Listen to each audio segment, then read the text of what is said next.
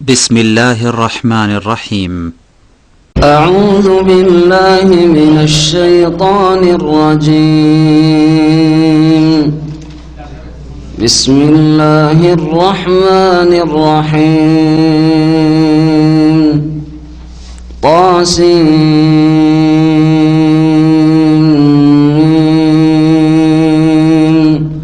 تلك آيات الكتاب المبين. لعلك باخع نفسك ألا يكونوا مؤمنين إن نشأ ننزل عليهم من السماء آية فظلت أعناقهم لها خاضعين وما يأتيهم من ذكر من الرحمن محدث إلا كانوا عنه معرضين فقد كذبوا فسيأتيهم أنباء ما كانوا به يستهزئون أولم يروا إلى الأرض كم أنبتنا فيها من كل زوج كريم إن في ذلك لآية وما كان أكثرهم مؤمنين وإن ربك لهو العزيز الرحيم. وإذ نادى ربك موسى أن ائت القوم الظالمين قوم فرعون ألا يتقون قال رب إني أخاف أن يكذبون ويضيق صدري ولا ينطلق لساني فأرسل إلى هارون ولهم علي ذنب فأخاف أن يقتلون قال كلا فاذهبا بآياتنا إنا معكم مستمعون فأتيا فرعون فقولا إنا رسول رب العالمين أن أرسل معنا بني إسرائيل قال ألم نربك فينا وليدا ولبثت فينا من عمرك سنين وفعلت فعلتك التي فعلت وأنت من الكافرين قال فعلتها إذا وأنا من الضالين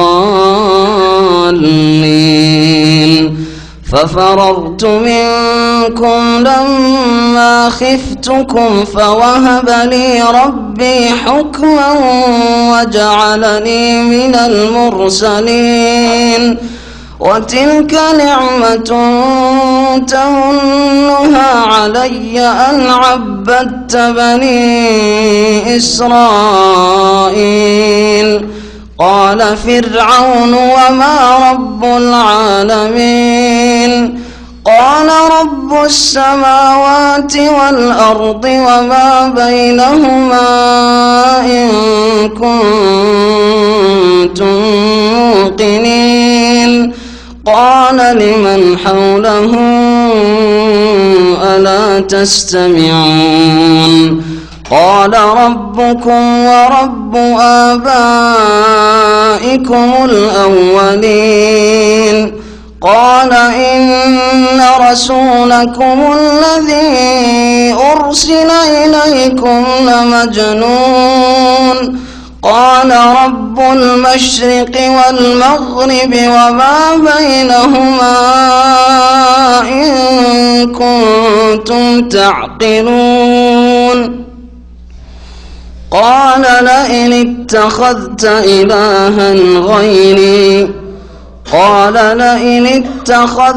إلها غيري لأجعلنك من المسجونين.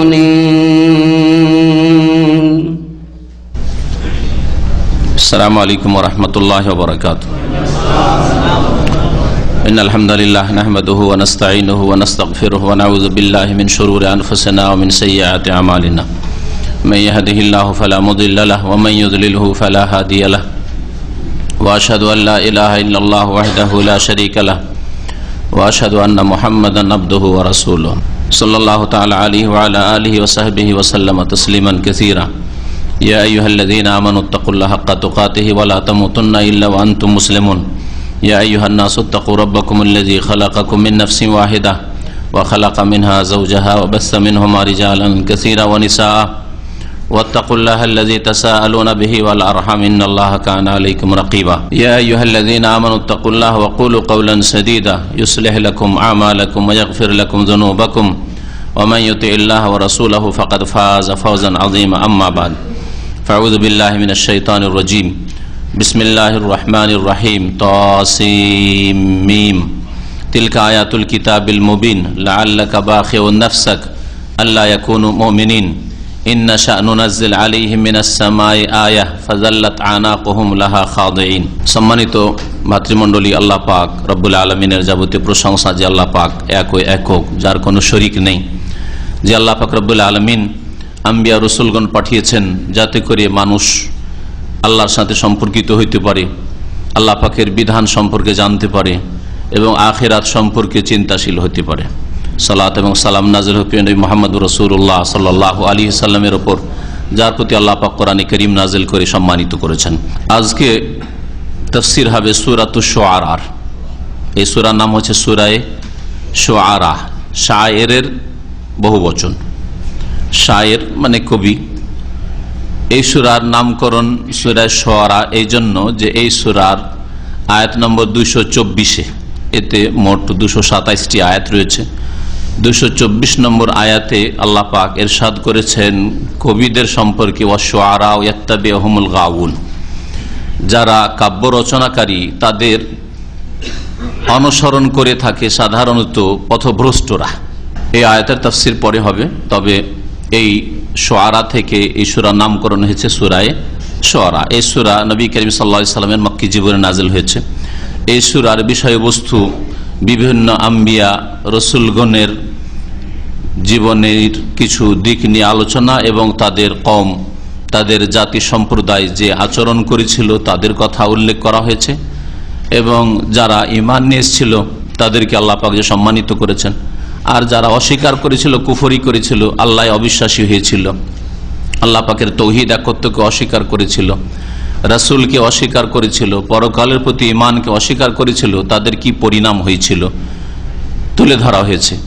যা দিয়ে মক্কার মুশরিকদেরকে, যাদের মাঝে রাসূলুল্লাহ সাল্লাল্লাহু আলাইহি ওয়াসাল্লাম দাওয়াতের কাজ শুরু করেছিলেন, তাদেরকে সতর্ক করা হয়েছে যে তোমাদের সামনে রাস্তা স্পষ্ট, তোমরা নবী রাসূলগণের যদি সঙ্গী হও তাহলে ওই রকমই সম্মানিত আল্লাহ পাক করবেন যেমন সম্মানিত করেছেন আম্বিয়া রাসূলগণের সাথী সঙ্গীদেরকে আল্লাহ পাক। আর যদি নবী রাসূলগণের বিরুদ্ধাচরণ করো, আমার বিরুদ্ধাচরণ করো, আমি যা নিয়ে এসেছি তা অস্বীকার করো, আল্লাহ পরকালকে অস্বীকার করো, রিসালাতকে অস্বীকার করো, কোরআন কারীমকে অস্বীকার করো, আল্লাহ পাকের তৌহিদ একত্বকে অস্বীকার করে পুত্তলিক হয়ে থাকো, শিরক করতে থাকো, তাহলে তোমাদের জন্য ওই রকমই ভবিষ্যৎ অন্ধকার রয়েছে, তোমাদের জন্য আল্লাহ পাকের আযাব রয়েছে, যেমন আযাব নেমে এসেছিল বিভিন্ন আম্বিয়া রাসূলগণের অবাধ্য জাতিদের উপর। এই মর্মে আল্লাহ পাক 7 জন নবী এবং তাদের কওম সম্প্রদায়ের ঘটনাবলী সংক্ষেপে এই সূরায় উল্লেখ করেছেন। প্রথম নবী মুসা আলাইহিস সালামের কথা আল্লাহ পাক শুরু করেছেন, যার আলোচনা আজকে আমাদের তাফসীরে আসবে, আর তারপরে ইব্রাহিম আলাইহিস সালাম, আর ধারাবাহিক এই 7 জন নবীর কথা আল্লাহ পাক রব্বুল আলামিন শেষ শুআয়ব আলাইহিস সালামের কথা আল্লাহ পাক উল্লেখ করেছেন এবং তার জাতির কথা উল্লেখ করেছেন। মহান আল্লাহ ইরশাদ করছেন, বিসমিল্লাহির রহমানির রহিম, তাসিম মিম। তাসিন মিম এগুলি বিচ্ছিন্ন অক্ষর, হুরুফে মুকাত্তাত, যেগুলি সম্পর্কে বহুবার বিস্তারিত বলা হয়েছে। সংক্ষেপে এগুলি অক্ষর দিয়ে আল্লাহ পাক রব্বুল আলামিন কাফের অবিশ্বাসী জাতিকে, যারা কোরআনে কারীমকে অস্বীকার করেছে, মানুষের রচিত বলেছে, মুহাম্মদের গড়া বলেছে, তাদেরকে চ্যালেঞ্জ করা হয়েছে। যদি মুহাম্মদের তৈরি করা হয় সাল্লাল্লাহু আলাইহি সাল্লাম, তাহলে মুহাম্মদ সাল্লাল্লাহু আলাইহি সাল্লাম তো পড়াশোনা জানতেন না। তোমাদের মধ্যে পড়াশোনা শিক্ষিত বড় বড় কবিরা রয়েছে, তাদেরকে বলো আলিফ থেকে ইয়া পর্যন্ত অক্ষরগুলি তাদের কাছে রয়েছে, যেগুলির অতিরিক্ত কোনো অক্ষর কোরআনে কারীমে নেই। ওই অক্ষরগুলি দিয়ে কোরআনে কারীম আল্লাহ পাক রব্বুল আলামিন নাযিল করেছেন। তো ওই অক্ষরগুলি দিয়ে তোমরা ওই রকম বাক্য তৈরি করো, আয়াত তৈরি করো, সূরা তৈরি করো, কোরআনে কারীম তৈরি করো। আল্লাহ পাক রব্বুল বিভিন্ন ভঙ্গিমায় কোরআনে কারীমে এই চ্যালেঞ্জগুলি করেছেন, সেই দিকে যেন ইঙ্গিত করা হয়েছে তসিন মিম দিয়ে। তিলকা আয়াতুল কিতাবিল মুবিন, এগুলি হচ্ছে সুস্পষ্ট কিতাবের আয়াতসমূহ। এগুলি হচ্ছে সুস্পষ্ট কিতাবের আয়াত। কিতাব হচ্ছে সুস্পষ্ট, যাতে অস্পষ্টতা নেই। আর এই কিতাবের আয়াত পড়ে শোনানো হচ্ছে তোমাদেরকে। নবী করিম সাল্লাল্লাহু আলাইহি সাল্লাম যখন মক্কাতুল মুকাররমায় দাওয়াত দিতেন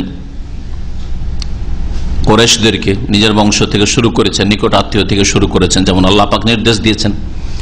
আর তারপরে খাস করে আম করে মক্কায় দাওয়াত দেওয়ার পরে তায়েফে গিয়েছেন। অধিকাংশ ক্ষেত্রে নবী করিম সাল্লাল্লাহু আলাইহি সাল্লামের দাওয়াতে লোকেরা সাড়া দিত না, কারণ তারা ছিল শক্তিশালী। আর কোন জাতি শক্তিশালী হলে শয়তান তাদের মধ্যে অহংকার ঢুকিয়ে দেয়, যে তোর এই গরিবের কথা মানবি কেন, এই এতিমের কথা মানবি কেন, তোদের সামনেতে মানুষ হলো, কি জানে তোদের চাইতে বেশি। যদি কেউ নবী রসুল হইতো তো কোন নেতা ছিল না, এ কেন হবে, ইত্যাদি। এই রাস্তা দিয়ে শয়তান ঢুকে মানুষের মধ্যে, আর ওই রাস্তা দিয়ে কুরাইশদের মধ্যে, আরবদের মধ্যে শয়তান ঢুকে নবী করিম সাল্লাল্লাহু আলাইহি সাল্লামের প্রতি ঈমান নিয়ে আসতে বাধা সৃষ্টি করেছিল মক্কি জীবনে। ওই সময় নবী করিম সাল্লাল্লাহু আলাইহি সাল্লাম খুব মর্মাহত হতেন, খুব কষ্ট পেতেন যে লোকেরা শুনে না, অথচ তাদের আমি হিতাকাঙ্ক্ষী, তাদের দরদি, তাদের ব্যথায় ব্যথিত, তাদেরকে আল্লাহ পাকের দুনিয়া আখিরাতের আযাব থেকে আমি বাঁচাতে চাই। এদের তো আমি নেতৃত্ব চাই না, এদের কাছে ধন সম্পদও চাই না, দুনিয়ার কোনো লোভ লালসা রাখি না। কেন এরা বিশ্বাস করেন আল্লাহ পরকালে, বিশ্বাস করে আল্লাহর বাণীতে বিশ্বাস করেন, রিসালাতে বিশ্বাস করে না? এই সূরার বিষয়বস্তু হচ্ছে আল্লাহর প্রতি ঈমান, আল্লাহ তৌহিদ, আর রিসালাতের প্রতি ঈমান, রাসূলুল্লাহ সাল্লাল্লাহু আলাইহি ওয়াসাল্লামের প্রতি, কোরআন কারীমের প্রতি ঈমান, আর পরকালের প্রতি ঈমান। আর মক্কি জীবনের বিষয়বস্তু প্রায় এগুলি ছিল মৌলিক বিষয়বস্তু। এতে বড়ই কষ্ট পেতেন, অনেক সময় ভেঙে পড়তেন এই কষ্টে, মানসিক কষ্টে। আল্লাহ পাক রব্বুল আলামিন বিভিন্ন সূরার বিভিন্ন আয়াতে নবী সাল্লাল্লাহু আলাইহি ওয়াসাল্লামকে সান্ত্বনা দিয়েছেন। যেমন সূরা কাহফে আল্লাহ পাক সান্ত্বনা দিয়ে বলছেন, লাআল্লাকা বাখিউন নাফসাকা ইন লাম ইউমিনু বিহাযাল হাদিস আসাফা। এই বাণীর উপর যদি এরা ঈমান না নিয়ে আসে, তাহলে আক্ষেপ করে তুমি যেন নিজেকে ধ্বংস করে ফেলবে, আত্মহত্যা করে ফেলবে। তোমার তাতে কি হলো? তারা ঈমান নিয়ে আসলে নিজের কল্যাণ করবে, আর যদি বিশ্বাস না করে আল্লাহ পরকালে তোমার প্রতি, কোরআনের প্রতি, তাহলে নিজেকে ক্ষতিগ্রস্ত করবে। তোমার তাতে আক্ষেপ করার কিছু নেই। এখানে আল্লাহ পাক সান্ত্বনা দিচ্ছেন নবী করিম সাল্লাল্লাহু আলাইহি সাল্লামকে কাছাকাছি ওই ভাষায়। আল্লাহ পাক ইরশাদ করছেন, লাআল্লাকা বাখিউন নাফসাক, হে নবী মনে হচ্ছে যে তুমি তোমাকে যেন হত্যা করে ফেলবে, তুমি নিজেকে ধ্বংস, নাফসাকা তুমি নিজেকে যেন তুমি ধ্বংস করে ফেলবে। বাখিউন মানে হালিকুন, নিজেকে যেন মনে হচ্ছে ধ্বংস করে ফেলবে তুমি। আল্লাহ ইয়াকুনু মুমিনিন, যে তারা ইমানদার কেন হচ্ছে না, তারা বিশ্বাসী কেন হচ্ছে না? আল্লাহ বিশ্বাস করছে না, আল্লাহ পাকের তৌহিদ একত্ব বিশ্বাস করতে চাইছে না, রসুলকে বিশ্বাস করতে চাইছে না, কোরআনে কারীমকে বিশ্বাস করে না, পরকাল আখিরাত, হিসাব নিকাশ, জবাবদেহি, জান্নাত জাহান্নামকে বিশ্বাস করতে চাইছে না। এতে তুমি মনে হচ্ছে যে নিজেকে ধ্বংস করে ফেলবে? না, কোনো প্রয়োজন করে না, তুমি শান্ত হও। আমি যদি বাধ্য করি, চাপ সৃষ্টি করে কাউকে সঠিক পথে নিয়ে আসতে চাইতাম, সোজা করতে চাইতাম, তো আমার জন্য শুধু কোন লাগে, ব্যাস আমার একটা নির্দেশ লাগে। কিন্তু মানুষকে স্বাধীন রাখতে চাই, যাতে তাদের পরীক্ষা হইতে পারে, স্বাধীনভাবে ভালো কাজ করুক যে জান্নাতে যেতে চায়, স্বাধীনভাবে অন্যায় কাজ করুক, কুফরি করুক, পাপ করুক, নামাজ ত্যাগ করুক, স্বাধীনভাবে যাতে জাহান্নামে যায়, স্বাধীনভাবে, যাতে না বলতে পারে যে জবরদস্তি করে আমাকে জাহান্নামের দিকে ঠেলে দেওয়া হয়েছে, অথবা জবরদস্তি করে আমাকে এই দিকে নিয়ে আসা হয়। কোনো জবরদস্তি না থাকে, আল্লাহ পাক এই যে স্বাধীনতা দিয়েছেন মানুষের শরীরে, ব্রেন বুদ্ধিতে, চিন্তায়, চেতনায়, অন্তরে, এই সবগুলি হাড়ে হাড়ে প্রত্যেকে আপনারা অনুভব করছেন যে আলহামদুলিল্লাহ স্বাধীনভাবে এখানে পৌঁছেছেন, তাই না? আর স্বাধীনভাবে পাপিষ্টরা রাস্তাঘাটে পাপ করছে, অথবা নিজের ঘরে পাপ করছে, অথবা কল্যাণ থেকে তারা বঞ্চিত হয়ে বসে আছে। তো এই স্বাধীনতা সবাই অনুভব করছেন, যেটা অনুভূত মানুষের, অস্বীকার করার কিছু নেই। এই স্বাধীনতাকে ভালো কাজে লাগালে তাহলে তুমি কামিয়াব, আর এই স্বাধীনতার অপব্যবহার করলে, অন্যায় কাজে লাগালে তুমি আল্লাহ পাকের শাস্তি, আযাব পাবে। আল্লাহ পাক ইরশাদ করছেন, ইন্নাশা নুনাজ্জিল আলাইহিম মিনাস সামাই আয়া, আমরা যদি চাইতাম, মানে আমি চাইতাম। আল্লাহ পাক নিজেকে কখনো কখনো বহু বচন দিয়ে, বহু আয়াতে বহু বচন দিয়ে ব্যক্ত করেছেন। দুনিয়ার শাসকরা যখন করে, তো রব্বুল আলামিন যিনি দুনিয়া আখিরাতের মালিক, সবকিছুর মালিক, তিনি নিজের ক্ষেত্রে তিনি একক হলেও বহু বচন কোরআনে কারিমে বহু জায়গায় উল্লেখ করেছেন। এতে অনেকেই অনুবাদ পড়তে গিয়ে সংশয়ে পড়ে, যখন দেখে যে অনুবাদকারী বহু বচনকে বহু বচন দিয়ে অনুবাদ করেছে, মানে শাব্দিক অর্থকে লক্ষ্য রাখতে গেছে। যেন সাধারণত আমি তর্জমা তফসির করতে গিয়ে বহু বচন শব্দ জমা হইলেও এক বচন দিয়ে তর্জমা করি, যাতে করে লোকেরা সংশয় না পড়ে। আর মাঝে মধ্যে তফসির করতে গিয়ে বলে দিই যে আজকাল যে কোনো দেশের শাসকরা টিভিতে যখন বক্তব্য রাখে, রেডিওতে বক্তব্য রাখে, আমরা এই করতে চাইছি, অথবা নিজে করতে চাই, একা করতে চাইছে, তাই না? আমরা এই করতে চাইছি, আমরা এই হুকুম করছি, আমরা এই অমুককে এই করছি, হ্যাঁ, কাউকে বরখাস্ত করা, কাউকে উপরে উঠানো আমরা করছি বলে, অথচ একজনে করে। তো দুনিয়ার শাসক, এই সীমিত সামান্য ক্ষমতার শাসক যদি বহুবচন ব্যবহার করে, যেটা সম্মানার্থে ব্যবহার হয়ে থাকে, তাহলে রব্বুল আলামিন তার জন্য বেশি হক রাখেন। আল্লাহ পাক ইরশাদ করেন, ইন্নাশা নুনাজ্জিল আলাইহিম মিনাস সামা, আমি যদি চাইতাম তাহলে তাদের উপর আকাশ থেকে এমন কোন নিদর্শন নামিয়ে দিতাম, নিদর্শন নাযিল করতাম। ফাজাল্লাত আনাকুহুম লাহা খাযিন, যে নিদর্শনকে দেখে জেনে তাদের কাঁধ নত হয়ে যেত, তাদের ঘাড় নত হয়ে যেত। কিরকম নিদর্শন? এমন কিছু আল্লাহ পাক পাঠিয়ে দিতেন যাতে মানা ছাড়া কোনো উপায় ছিল না, আল্লাহ ইচ্ছা করলে করতে পারতেন। যেমন তাওরাত স্বেচ্ছায় তারা গ্রহণ করলো, বনি ইসরাইলরা, আর তারপরে তাওরাতের বিধান মানতে তারা গড়িমসি করা শুরু করলো। তোমাদের মানবে না, মানবে না, আল্লাহ পাক পাহাড় উঠিয়ে ধরলেন, নিয়েছো তোমরা স্বেচ্ছায়, কিন্তু তোমাদের যেন নবী পাঠিয়ে তাওরাত নাযিল করেছি, নেবে না, নেবে না, পাহাড় উঠিয়ে ধরা হলো, তাই না?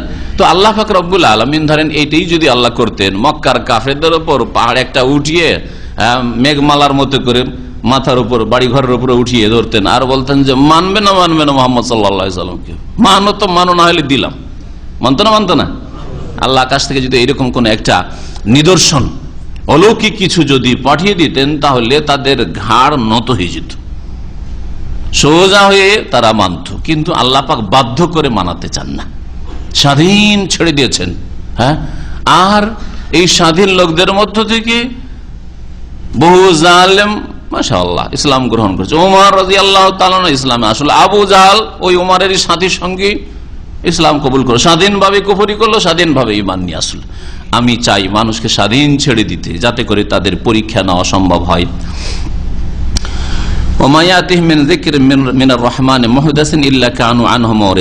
আর মানুষের স্বভাব হচ্ছে যে দয়াময় আল্লাহ পাকের পক্ষ থেকে যখনই তাদের কাছে কোনো নতুন উপদেশ আসে, এটা অধিকাংশ মানুষের স্বভাব, যখনই আল্লাহ পাক রব্বুল আলামিনের পক্ষ থেকে, রহমানের পক্ষ থেকে কোন নতুন উপদেশ আসে, মিন যিকরিন মিনার রহমানে মুহদাসিন, যিকরিনের সিফাত হচ্ছে মুহদাসিন, আসলে মিন যিকরিন মুহদাসিন মিনার রহমান, করুণাময় আল্লাহ পাকের পক্ষ থেকে যখন নতুন কোন আদেশ নিষেধ আসে, উপদেশ আসে, দিনের বিধিবিধান আসে, তখন অধিকাংশ মানুষের বদস্বভাব কি?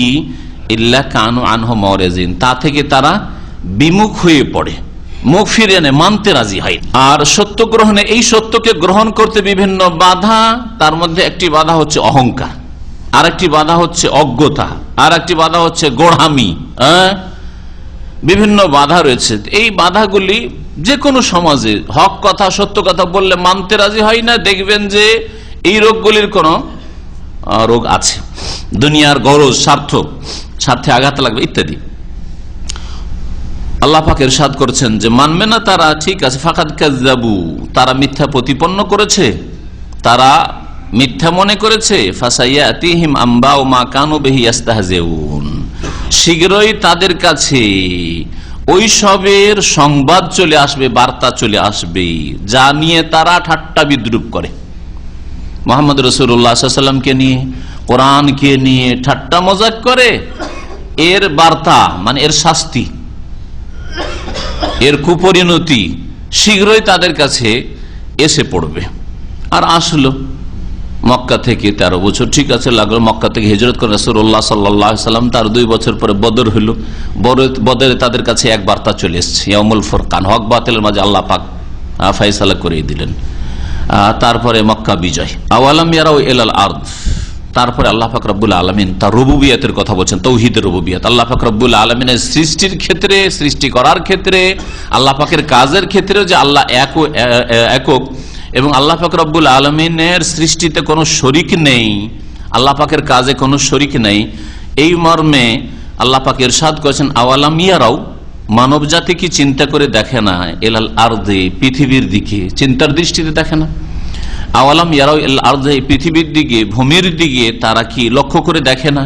কাম আম্বাতনা ফিহা মিন কুল্লি যাওজিন কারীম, যে কত রকমের আমি এতে উত্তম উদ্ভিদ উদ্গত করেছি। আম্বাতনা, আমি উদ্গত করেছি, এটা হচ্ছে কাম খাবরিয়া, কত রকমের মানে অনেক রকমের, বহু রকমের আমি উদ্ভিদ উদ্গত করেছি। মিন কুল্লি যাওজিন কারীম, যাওজ মানে হচ্ছে প্রকার, যাওজের একটি অর্থ হয় প্রকার, তাহলে মিন কুল্লি যাওজিন মানে মিন কুল্লি সিনফিন কারীম, উত্তম বা উৎকৃষ্ট রকমের, উৎকৃষ্ট সমস্ত রকমের আমি উদ্ভিদ উদ্গত করেছি। এই জমি থেকে, এই মাটি থেকে ফেটে উঠছে বিভিন্ন রকমের গাছপালা, কত রকমের গাছপালা, কাম আম্বাতনা, কত রকমের গাছপালা পৃথিবীতে রয়েছে, এটা কি চিন্তা করে দেখো না। আর কেউ কেউ যাওজ মানে জোড়ার অর্থ করেছে, যেটা প্রসিদ্ধ অর্থ, যাওজ মানে জোড়া হয়, এই জন্য স্বামীকে যাওজ, স্ত্রীকে যাওজা বলা হয়। তারপর দাম্পত্য জীবনকে ওয়াখালাকনাকুম আজওয়াজা, তোমাদেরকে জোড়া জোড়া সৃষ্টি করেছে আল্লাহ পাক বলেছেন। তো এইরকম অর্থ করলে তাহলে তখন ওই তাফসীর হবে যে আল্লাহ পাক রব্বুল আলামিন যে সব উদ্ভিদ উদ্গত করে সেগুলিও জোড়া জোড়া করেছেন, তাতেও নর এবং নারী রয়েছে, কোন গাছে ফল হচ্ছে, কোন গাছে ফল হয় না। অথবা এটা দিয়ে নর নারী বোঝানো হয়নি, এটা দিয়ে বোঝা হয়েছে যে কোনটা স্বাদ মিষ্টি তো কোনটা হচ্ছে তিতা, কোনটা ভালো তো কোনটা খারাপ লাগে। ইন্না ফি যালিকা লায়াহ, নিশ্চয় এতে আল্লাহ পাককে চেনার জন্য নিদর্শন রয়েছে, চেনার উপায় রয়েছে। ওমা কান আকসারুহুম মুমিনিন, কিন্তু অধিকাংশ তাদের ঈমান নিয়ে আসে না, বিশ্বাস করেন না। এইসব তো তোমাদের দেবদেবী করেনি, এসব তো তোমাদের জিলানী, চিশতি আর গৌস কুতুবে করেনি, এসব তো আল্লাহ পাক করেছেন। তুই এক আল্লাহর প্রতি ঈমান নিয়ে আসো, যে আল্লাহ পাক রব্বুল আলামিন গাছপালা আর যা কিছু সৃষ্টি আল্লাহ পাক সব করেছেন, সেই আল্লাহ পাক তোমাকে দিতে পারে, সেই আল্লাহকে বাদ দিয়ে আবার অন্যের কাছে কেন ধর্ণা দাও। এতে আল্লাহকে চেনার, আল্লাহ তাওহীদকে জানার উপায় রয়েছে। ওয়া ইন্না রাব্বাকা লাহুয়াল আজিজুর রহিম, আর হে নবী নিঃসন্দেহে তোমার প্রতিপালক হচ্ছেন মহাপরাক্রান্ত আজিজ, যাকে কেউ পরাজিত করতে পারে না, হারাতে পারে না, যার হাত ছাড়া কেউ হতে পারে না, পালিয়ে যেতে পারে না, যার শাস্তি থেকে, যার কুদরতের বাইরে কেউ যেতে পারে না, মহাপরাক্রান্ত। আর রাহিম, আর তিনি বড় দয়াবান, মুমিনের জন্য বড় দয়াবান। আর যে মনে করবে যে আমি পাপ করে, বিরুদ্ধাচরণ করে, অন্যায় করে চলে যাব, আমাকে ধরার কেউ নেই, দুনিয়ার কোনো শক্তি নাই যে আমার কেউ খোঁজ খবর নিতে পারে আর আমার কেউ প্রতিশোধ নিতে পারে, তাকে জেনে রাখা উচিত যে আল্লাহ পাক আজিজ, যিনি মহাপরাক্রান্ত, যার কুদরতের বাইরে, ক্ষমতার বাইরে যেতে পারো না। এরপরে আল্লাহ পাক রব্বুল আলামিন মুসা আলাইহিস সালামের ঘটনা শুরু করছেন। এখানে আল্লাহ পাক শুরু করেছেন কোনখান থেকে, আয়াতে দেখুন, মহান আল্লাহ ইরশাদ করেছেন ওয়াইজ নাদা রব্বুকা মুসা আন ইতিল কওমাজ জালিমিন, স্মরণ করো যখন তোমার প্রতিপালক, হে নবী মুহাম্মদ সাল্লাল্লাহু আলাইহি ওয়াসাল্লামকে আল্লাহ পাক সম্বোধন করে বলছেন যে তোমার প্রতিপালক আল্লাহ পাক রব্বুল আলামিন যখন ডাক দিলেন মুসা আলাইহিস সালামকে, কি বলে ডাকলেন? যে মুসা আনিতিল কওমাজ জালিমিন, জালেম সম্প্রদায়ের কাছে যাও, জালেম সম্প্রদায়ের কাছে, এতে মানে আসো, জালেম সম্প্রদায়ের কাছে আসো, যাও। জালেম সম্প্রদায় বলে কাকে বোঝানো হয়েছে? কাদেরকে বোঝানো হয়েছে? ফেরাউন এবং ফেরাউনের অনুসারীদেরকে বোঝানো হয়েছে যে এদের কাছে যাও, এদের কাছে দাওয়াত নিয়ে যাও। কওম ফিরআউন, এই জালেম সম্প্রদায় কারা? ফেরাউনের কওম, ফেরাউনের জাতি। আলা ইয়াত্তাকুন, তারা কি আল্লাহকে ভয় করবে না? তারা কি সংযত হবে না? পাপ মুক্ত হবে না? তারা অন্যায় থেকে ফিরে আসবে না? আলা ইয়াত্তাকুন, তারা তাকওয়া অর্জন করবে না? ভয় লাগে না এখন আল্লাহর আযাবকে? আলা ইয়াত্তাকুন, আল্লাহ পাক কত দয়াবান। এত বড় জালেম যে নিজেই নিজেকে এলাহ খোদা দাবি করে বসে আছে, আমার মাআলিম তো লাকুম মিন ইলাহিন গায়র, আমার ছাড়া তোমাদের আবার উপাস্য কোথায়? আনা রাব্বুকুমুল আলা, আমি তোমাদের মহান প্রভু প্রতিপালক, তোমাদের লালন পালন খেতে আমি দিচ্ছি, কে আছে আর তোমাদের? আল্লাহকে অস্বীকারী যার নিজেই গিয়ে আল্লাহ বলেছে যে এই রকমের জালেম সম্পর্ক আল্লাহ পাকের ভাষা কত রহমতের ভাষা, যে আলা ইয়াত্তাকুন, এরা কি এখনো ভয় করবে না আল্লাহ পাকের আযাবকে? এখনো তাদেরকে অবসর দিচ্ছি, ছাড় দিচ্ছি, এখনো সুযোগ সুবিধা আছে ফিরে আসা, তওবা করার, সংশোধন করার। যে আল্লাহ ফেরাউনের মতো জালেমকে এইরকম ছাড় দিতে পারেন, সে আল্লাহ পাক যে কোনো মুসলিম যতই পাপিষ্ট হোক না কেন, জালেম হোক না কেন, তাকে আল্লাহ পাক দুনিয়াতে ছাড় দিয়েছেন, অবসর দিচ্ছেন। আর বারবার আল্লাহ পাক রহমতের দৃষ্টি দেখছেন যে আরে হতভাগা, তুই আর কত আল্লাহ দ্রোহিতা করবি, আর কত তুই নামাজ ছাড়বি, আর কত শিরক করবি, আর জিলানী চিশতির দরবারে তুই ধর্ণা দিবি, আল্লাহর কাছে ফিরে আয়, সংশোধন কর। আল্লাহ পাক রব্বুল আলামিন মুসা আলাইহিস সালামকে ডাক দিয়েছিলেন কোন সময়? তাহলে কোন সময় থেকে আল্লাহ পাক ঘটনা শুরু করলেন, কে বলতে পারেন? এর আগে সূরা তাহাতের তাফসীর শুনেছেন, মুসা আলাইহিস সালামের ঘটনা। সূরা কাসাসে শুনেছেন, সূরা নামলেও শুনেছেন। পরপর এর আগে 3টে সূরা ধারাবাহিকভাবে এতে মুসা আলাইহিস সালামের ঘটনাই বিস্তারিত আলোচিত হয়েছে। যখন তিনি নিজের বিবিকে নিয়ে, পরিবার নিয়ে শ্বশুর বাড়ি থেকে ফিরে নিজের দেশে মিশরে আসতে তুর পাহাড়ের কাছে আসলেন। তুর পাহাড়ের কাছে এক গাছে আগুন জ্বলছে। তা আগুন দেখে আগুনের প্রয়োজন হয়েছে, ঠান্ডা লেগেছে, আর রাস্তাও চিনতে পারছি না, রাস্তাও চেনা হবে, আগুন আছে মানে মানুষ আছে, তো জিজ্ঞেস করে নেব। ওই জায়গায় যখন পৌঁছলেন, আগুন মনে করে আল্লাহ পাকের ডাক হইল যে ইন্নী আনা রাব্বুকা ফাখলা'না আলাইকা ইন্নাকা বিল ওয়াদিল মুকাদ্দাসে তুয়া, যেমন সূরা তাহাতে রয়েছে। ওইখানে আল্লাহ পাক ডাক দিলেন যে যাও, এখন তোমাকে নবুয়ত দেওয়া হলো, রিসালাত দেওয়া হলো, রাসূল করলাম, যাও জালেম সম্প্রদায়ের উদ্দেশ্যে। আল্লাহ, যার ভয়ে পালিয়েছিলাম আর 10 বছর অন্য দেশে কাটিয়ে ভয়ে ভয়ে ফিরছি দেশে, কি করব না করব, ওর কাছে আল্লাহ বলছে যাও। কত বড় গুরু দায়িত্ব চিন্তা করেন আপনি, আর কত মারাত্মক বিষয়, কি সাধারণ বিষয়। ওখানে গিয়ে ভাবছেন লুকিয়ে টুকিয়ে কোথাও থাকবো, আত্মীয় স্বজন আছে, বংশধর বনি ইসরাইল আছে, থাকবো কোথাও। আল্লাহ পাক রব্বুল আলামিনের সামনে দরখাস্ত করলেন মুসা আলাইহিস সালাম, কালা রব্বি ইন্নী আখাফু আন ইউকাযযিবুন, হে প্রতিপালক আমার ভয় লাগছে, আন ইউকাযযিবুন, যাই জানের ভয় নাই, এত দুর্বল ইমানের মানুষ নবী রাসূলগণ হন না। ইন্নী আখাফু আন ইউকাযযিবুন, আমাকে ভয় লাগছে যে এরা আমাকে মিথ্যা মনে করে, মিথ্যাবাদী বলবে যে তুই তো অন্যায় করে গেছিস, তুই পালিয়েছিলি কি জন্য, আর তুই এসেছিস আজকে নবী হয়ে, রসুল হয়ে আমাকে মিথ্যা মনে করবি। ওয়ায়াযিকু সাদরি, আর এত বড় জালেম শাসকের সামনে, এই তাগুতের সামনে যেতে আমার বক্ষ যেন সংকুচিত হয়ে আসছে, সংকুচিত হয়ে আসছে। বড়দের সামনে কথা বলেছেন কেউ? বড়দের সামনে কথা বলেছেন? বসের সামনে কথা বলতে গিয়ে মুখ শুকিয়ে আসে, কথা বলতে গিয়ে ভাষা তোতলা হয়ে যায়, জড়তা চলে আসে, কথা বলতে গিয়ে একবার যেন কথাটা যেন প্রকাশ করছে, প্রথম খুব সাজিয়ে রেখেছেন যে এইভাবে বলবো, আমি এইভাবে এত সুন্দর করে বলবো, কিন্তু কথা সব গড়বড়িয়ে গেছে, কোন রকম করে পেশ করেছেন, হয় না হয় না। কেন? ওয়ায়াযিকু সাদরি, ভিতর থেকে যেন সংকুচিত আসছে ভয়। ওয়ালা ইয়ানতালিকু লিসানি, আল্লাহ আমার জবান চলছে না, আমার জবান ভাষা অচল হয়ে যাচ্ছে তার সামনে যেতে, তার সামনে কথা বলতেই সাহসী হয় না আমাকে। ওয়ালা ইয়ানতালিকু লিসানি কেন বললেন? তার সম্পর্কে বলা হয়েছে যে বাল্যকালে মুখে দিয়েছেন আঙ্গার, যেমন তাফসীরকাররা বলেছেন, যাতে জিহ্বা একটু পুড়ে গিয়ে জবানে জড়তা চলে এসেছিল, তোতলা হয়ে গেছিলেন। এটা একটা কারণ বলা হয়েছে যে যখন আমার ভাষা ক্লিয়ার নয়, তাহলে আমার ভাষাই তো অচল, কি করে আমি তাকে বুঝাবো আর বলবো, স্পষ্ট করে না বলতে পারলে এমনি তো শুনতে চাইবে না। আর কেউ কেউ বলেছেন না, এটা নয় আসলে, ওয়ালা ইয়ানতালিকু লিসানি মানে তিনি বাকপটু ছিলেন না। আর সৃষ্টিগতভাবে কেউ বেশি বাকপটু থাকে আর কেউ বাকপটু থাকে না। একই মায়ের পেটের 2 ভাই, একজন বাকপটু, বুঝে কম বলতে পারে বেশি, আর একজন বুঝে বেশি বলতেই পারেন না, তাই না? আছে আমাদের দেশে বেশ কিছু আলেম আছে যারা জুমার খুতবাও পড়াইতে পারে না, অথচ বুখারী পড়ে, বড় বড় আলেম তারা। হ্যাঁ, একদিন এক আলেম খুতবায় উঠেছে, মারা গেছে রাহিমাহুল্লাহ, বড় আলেম, 30 বছর ধরে বুখারী পড়ান তার আগে।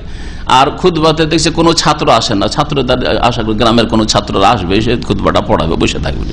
জুমার খুতবা যেহেতু বাংলাতে ওই আহলে হাদিসরা পড়ায়, আর ওইটা এটাই সুন্নাত যে যেই ভাষার মানুষ সেই ভাষায় খুতবা হইতে হবে। খুতবাতে উঠে ইন্নাল হামদুলিল্লাহ নাহমাদুহু ওয়া নাস্তাইনু করার পরে আর কিছু বলতে পারছেন না, কিছু বলতে পারছেন। তার মধ্যে দেখছি যে একটা ছাত্র পরে চলেছে, ও ছাত্র চালাই করেছে যে আজকে ওস্তাদকে উঠাবো তো ছাড়বো, এই জন্য চালাই করে পরে এসছে। ও আসার খুতবাটা পড়ার পরে বলছে, বাবারে আমার দ্বারা হইল না, নেমে গেলেন। বাস্তব ঘটনা, আজকে থেকে 25-30 আমরা যখন ছোট ছাত্র তখনকার ঘটনা এটা, আমার দ্বারা হইল না। তুই আল্লাহ পাকের নিয়ামত, বড় বড় আলেমকে হয়তো আল্লাহ পাক বাক শক্তি দেননি, আবার অল্পই বিদ্যা আছে, কিন্তু আল্লাহ পাক বাকপটু করেছেন। তো ওয়ালায়ান্তালিকু লিসানি মানে আল্লাহ, আমার তো ওই বাক শক্তি ওই রকম না, জোরালো না যে এই জালেমের সামনে গিয়ে আমার সাহসের সাথে কথা বলবো, এরকম সাহস নেই আমার। ফারসিল ইলা হারুন, সুতরাং আল্লাহ তুমি পয়গাম পাঠাও হারুন, আমার ভাই হারুনের কাছে। তুমি জিবরাইলকে পাঠাও, তার কাছে ওহী করো, যাতে সেও নবী হয়ে যায়। সবচেয়ে বড় দরদি, এর আগে বলেছিলাম তাফসীর করে, সবচেয়ে বড় মানব জাতির ইতিহাসে ভাই ভাইয়ের জন্য যে দরদি হবে, সবচেয়ে বড় দরদি ছিলেন মুসা আলাইহিস সালাম নিজ ভাইয়ের জন্য। এত দরদি সাধারণত ভাই হয় না। হ্যাঁ, ভাই একটু আগে বেড়ে গেলে হিংসা শুরু হয়ে যায়। একমাত্র বাপ মা হিংসা করে না, ছেলে মেয়ে যতই বেড়ে যাক কখনো মনে এই কথা আসে না যে এত কেন বাড়ে আমার ছেলেরা, আসবে, কখনো আসবে না। তারপরে বাপ মায়ের হকটা বুঝতে পারলেন না যে কত বড় হক বাপ মায়ের আল্লাহ পাকের পরে। ওয়ালাহুম আলাইহা যামবুন, তারপরে উপরন্তু আল্লাহ ওয়ালাহুম আলাইহা যামবুন, আর তাদের আমার বিরুদ্ধে অভিযোগ রয়েছে। যামবুন মানে হয় পাপ বা গুনাহ, না ভুল, কিন্তু যামবুন মানে এখানে অভিযোগ। ওয়ালাহুম তাদের, আলাই আমার বিরুদ্ধে, আলা বিরুদ্ধের জন্য আসে, যামবুন অভিযোগ রয়েছে। যার কাছে পাঠাচ্ছেন, যাদের কাছে পাঠাচ্ছেন, ওদের তো আমার বিরুদ্ধে অভিযোগ আছে যে আমি খুনের আসামি, আমার দ্বারা 1 লক্ষ খুন হয়েছে কিপ্তি। আমার মনে হচ্ছে কথা আর কি বলতে দিবে, আর নবুয়তের রিসালাতের কথা পয়গাম বা কি পৌঁছাবো, আমার আশঙ্কা লাগছে আমাকে তারা হত্যা করে ফেলবে। কালা, আল্লাহ পাক বলেন, কাল্লা, কোশ্চিন কালেও না, এটা হবে না, তোমাকে হত্যাও করতে পারবে না, তুমি যাও। ফাযহাবা বিআয়াতিনা, তোমরা 2 ভাই যাও। হারুনকে আল্লাহ নবী বানিয়ে দিলেন, দ্বিবচন, 2 জনকে যেতে বললেন। বিআয়াতিনা, আমার নিদর্শন সমূহ নিয়ে যাও। ইন্না মাকুম মুস্তামিউন, নিঃসন্দেহে আমি তোমাদের সাথে শুনছি। তোমরা যা বলবে ফেরাউনকে, এবং ফেরাউন তোমাদেরকে যা উত্তর দেবে সবকিছু আমি শুনছি, শুনবো, সুতরাং ভয় করি। ইন্না মাকুম, নিশ্চয় আমি তোমাদের সাথে আছি। মুস্তামিউন, আল্লাহ পাক ওয়াদা করছেন, সূরা তাহাতে রয়েছে, ইন্নানি মাকুমা আসমা ওয়া আরা, নিঃসন্দেহে আমি আল্লাহ তোমাদের 2 ভাইয়ের সাথে আছি।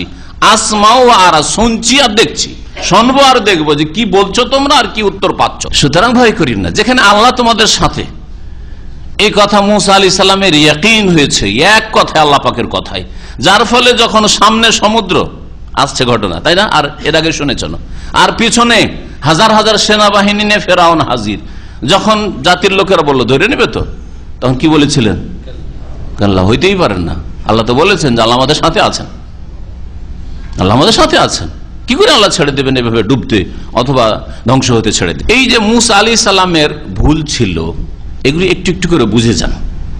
ভুলটা ইচ্ছা করে খুন করেছিলেন উনি, তাহলে এটা অনিচ্ছাকৃত কাতলে খাতা, ভুলবশত হত্যা হয়েছিল। যেমন একটা লোক গাড়ি চালাচ্ছে আর হঠাৎ করে সামনে একটা লোক পড়ে গেল, ব্রেক করতে করতে গিয়ে অ্যাক্সিডেন্ট হয়ে লোকটা মারা গেল। ইচ্ছা করে খুন করেছে? ইচ্ছা করে খুন করেছে? ইচ্ছা করে খুন করেনি। ইচ্ছাকৃত খুনকারীকে খুনের বদলে খুন করা যাবে, হত্যা করা যাবে, আল্লাহ পাক ফরজ করেছে, তাই না? কিসাস, এটা হচ্ছে দ্বীন ইসলামের বিধান, এটা হচ্ছে সুবিচার, এটা হচ্ছে ন্যায্য বিচার। এটা যদি ফেরাউন করতো তা আপত্তি ছিল না, কথা বলছেন না? এটা যদি আমাদের দেশের মানুষরা করতো তো আল্লাহর রহমত নাযিল হইতো, দেশের শাসকরা করতো তো আল্লাহর রহমত নাযিল হইতো দেশে।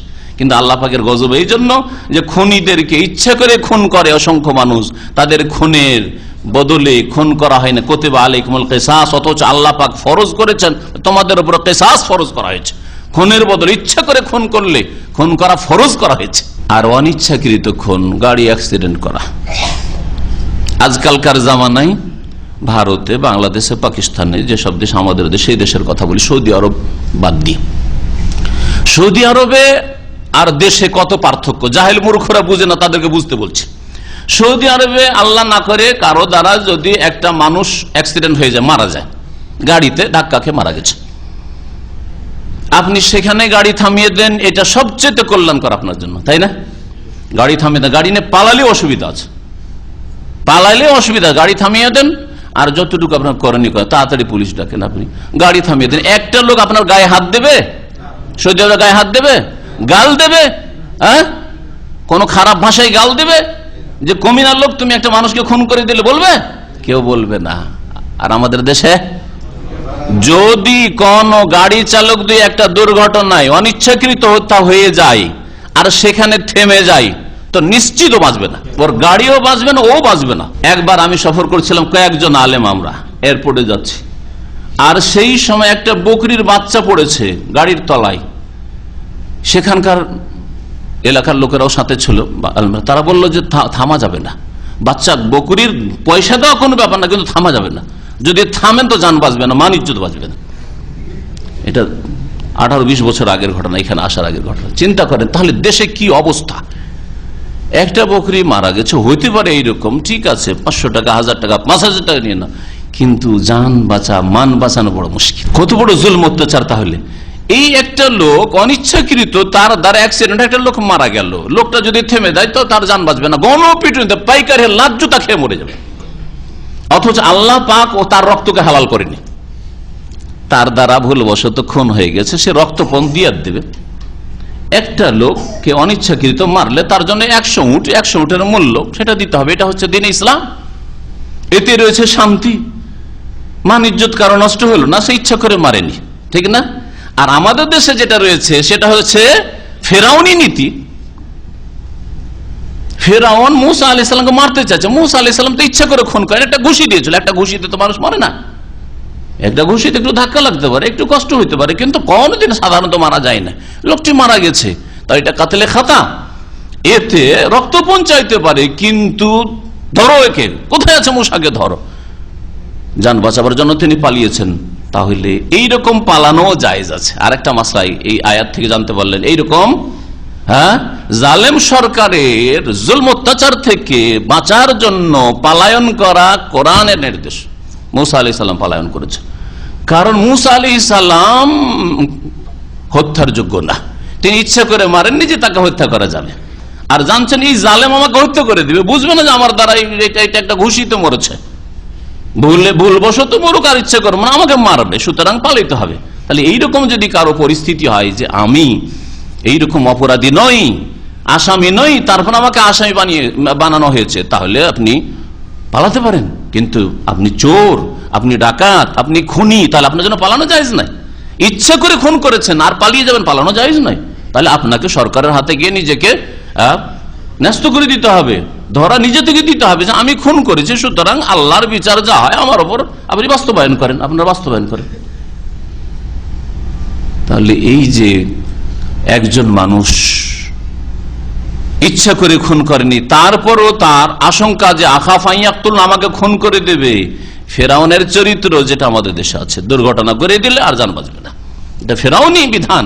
আর দ্বীন ইসলামের বিধান হচ্ছে যে ঠিক আছে, সেই লোকটাকে ধরে নিয়ে যাক দেশের প্রশাসন, আর তারপরে তার ইসলামিক যে বিধান রয়েছে, রক্তপণ দেবে, তারপরে জেল থেকে বেরোবে।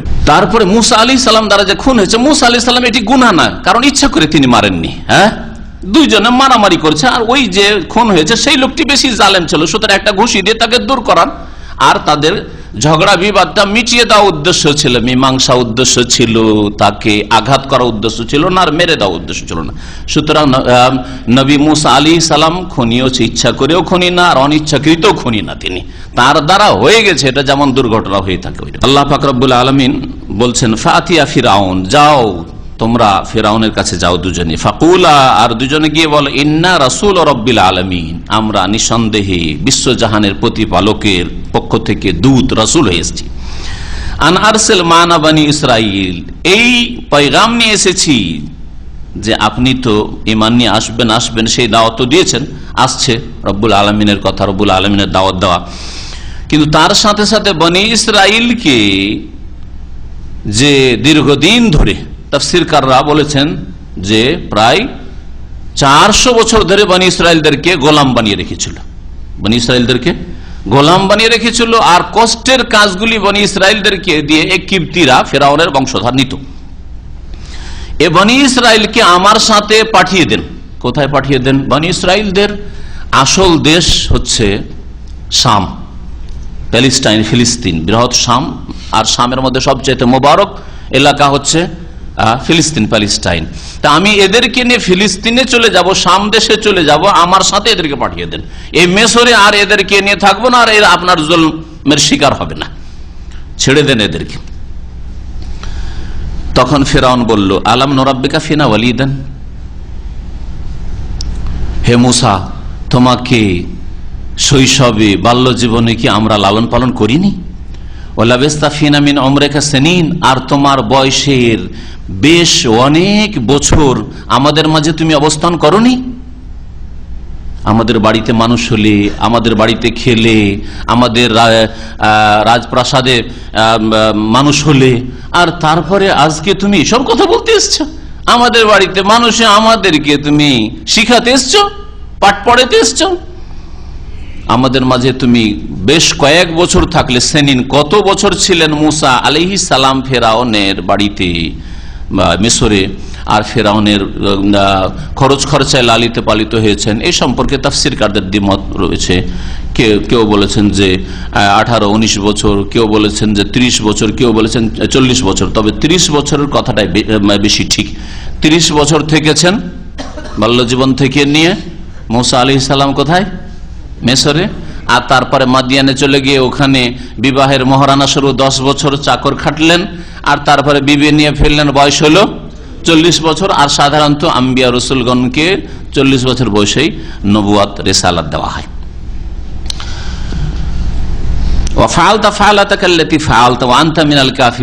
আর তুমি যে কর্ম করেছো তা তো করেছো, তুমি যে কর্ম করেছো তা তো করেছোই, মানে তুমি আমার বংশের ওই কিপ্তি যুবককে তুমি খুন করেছো, হত্যা করেছো।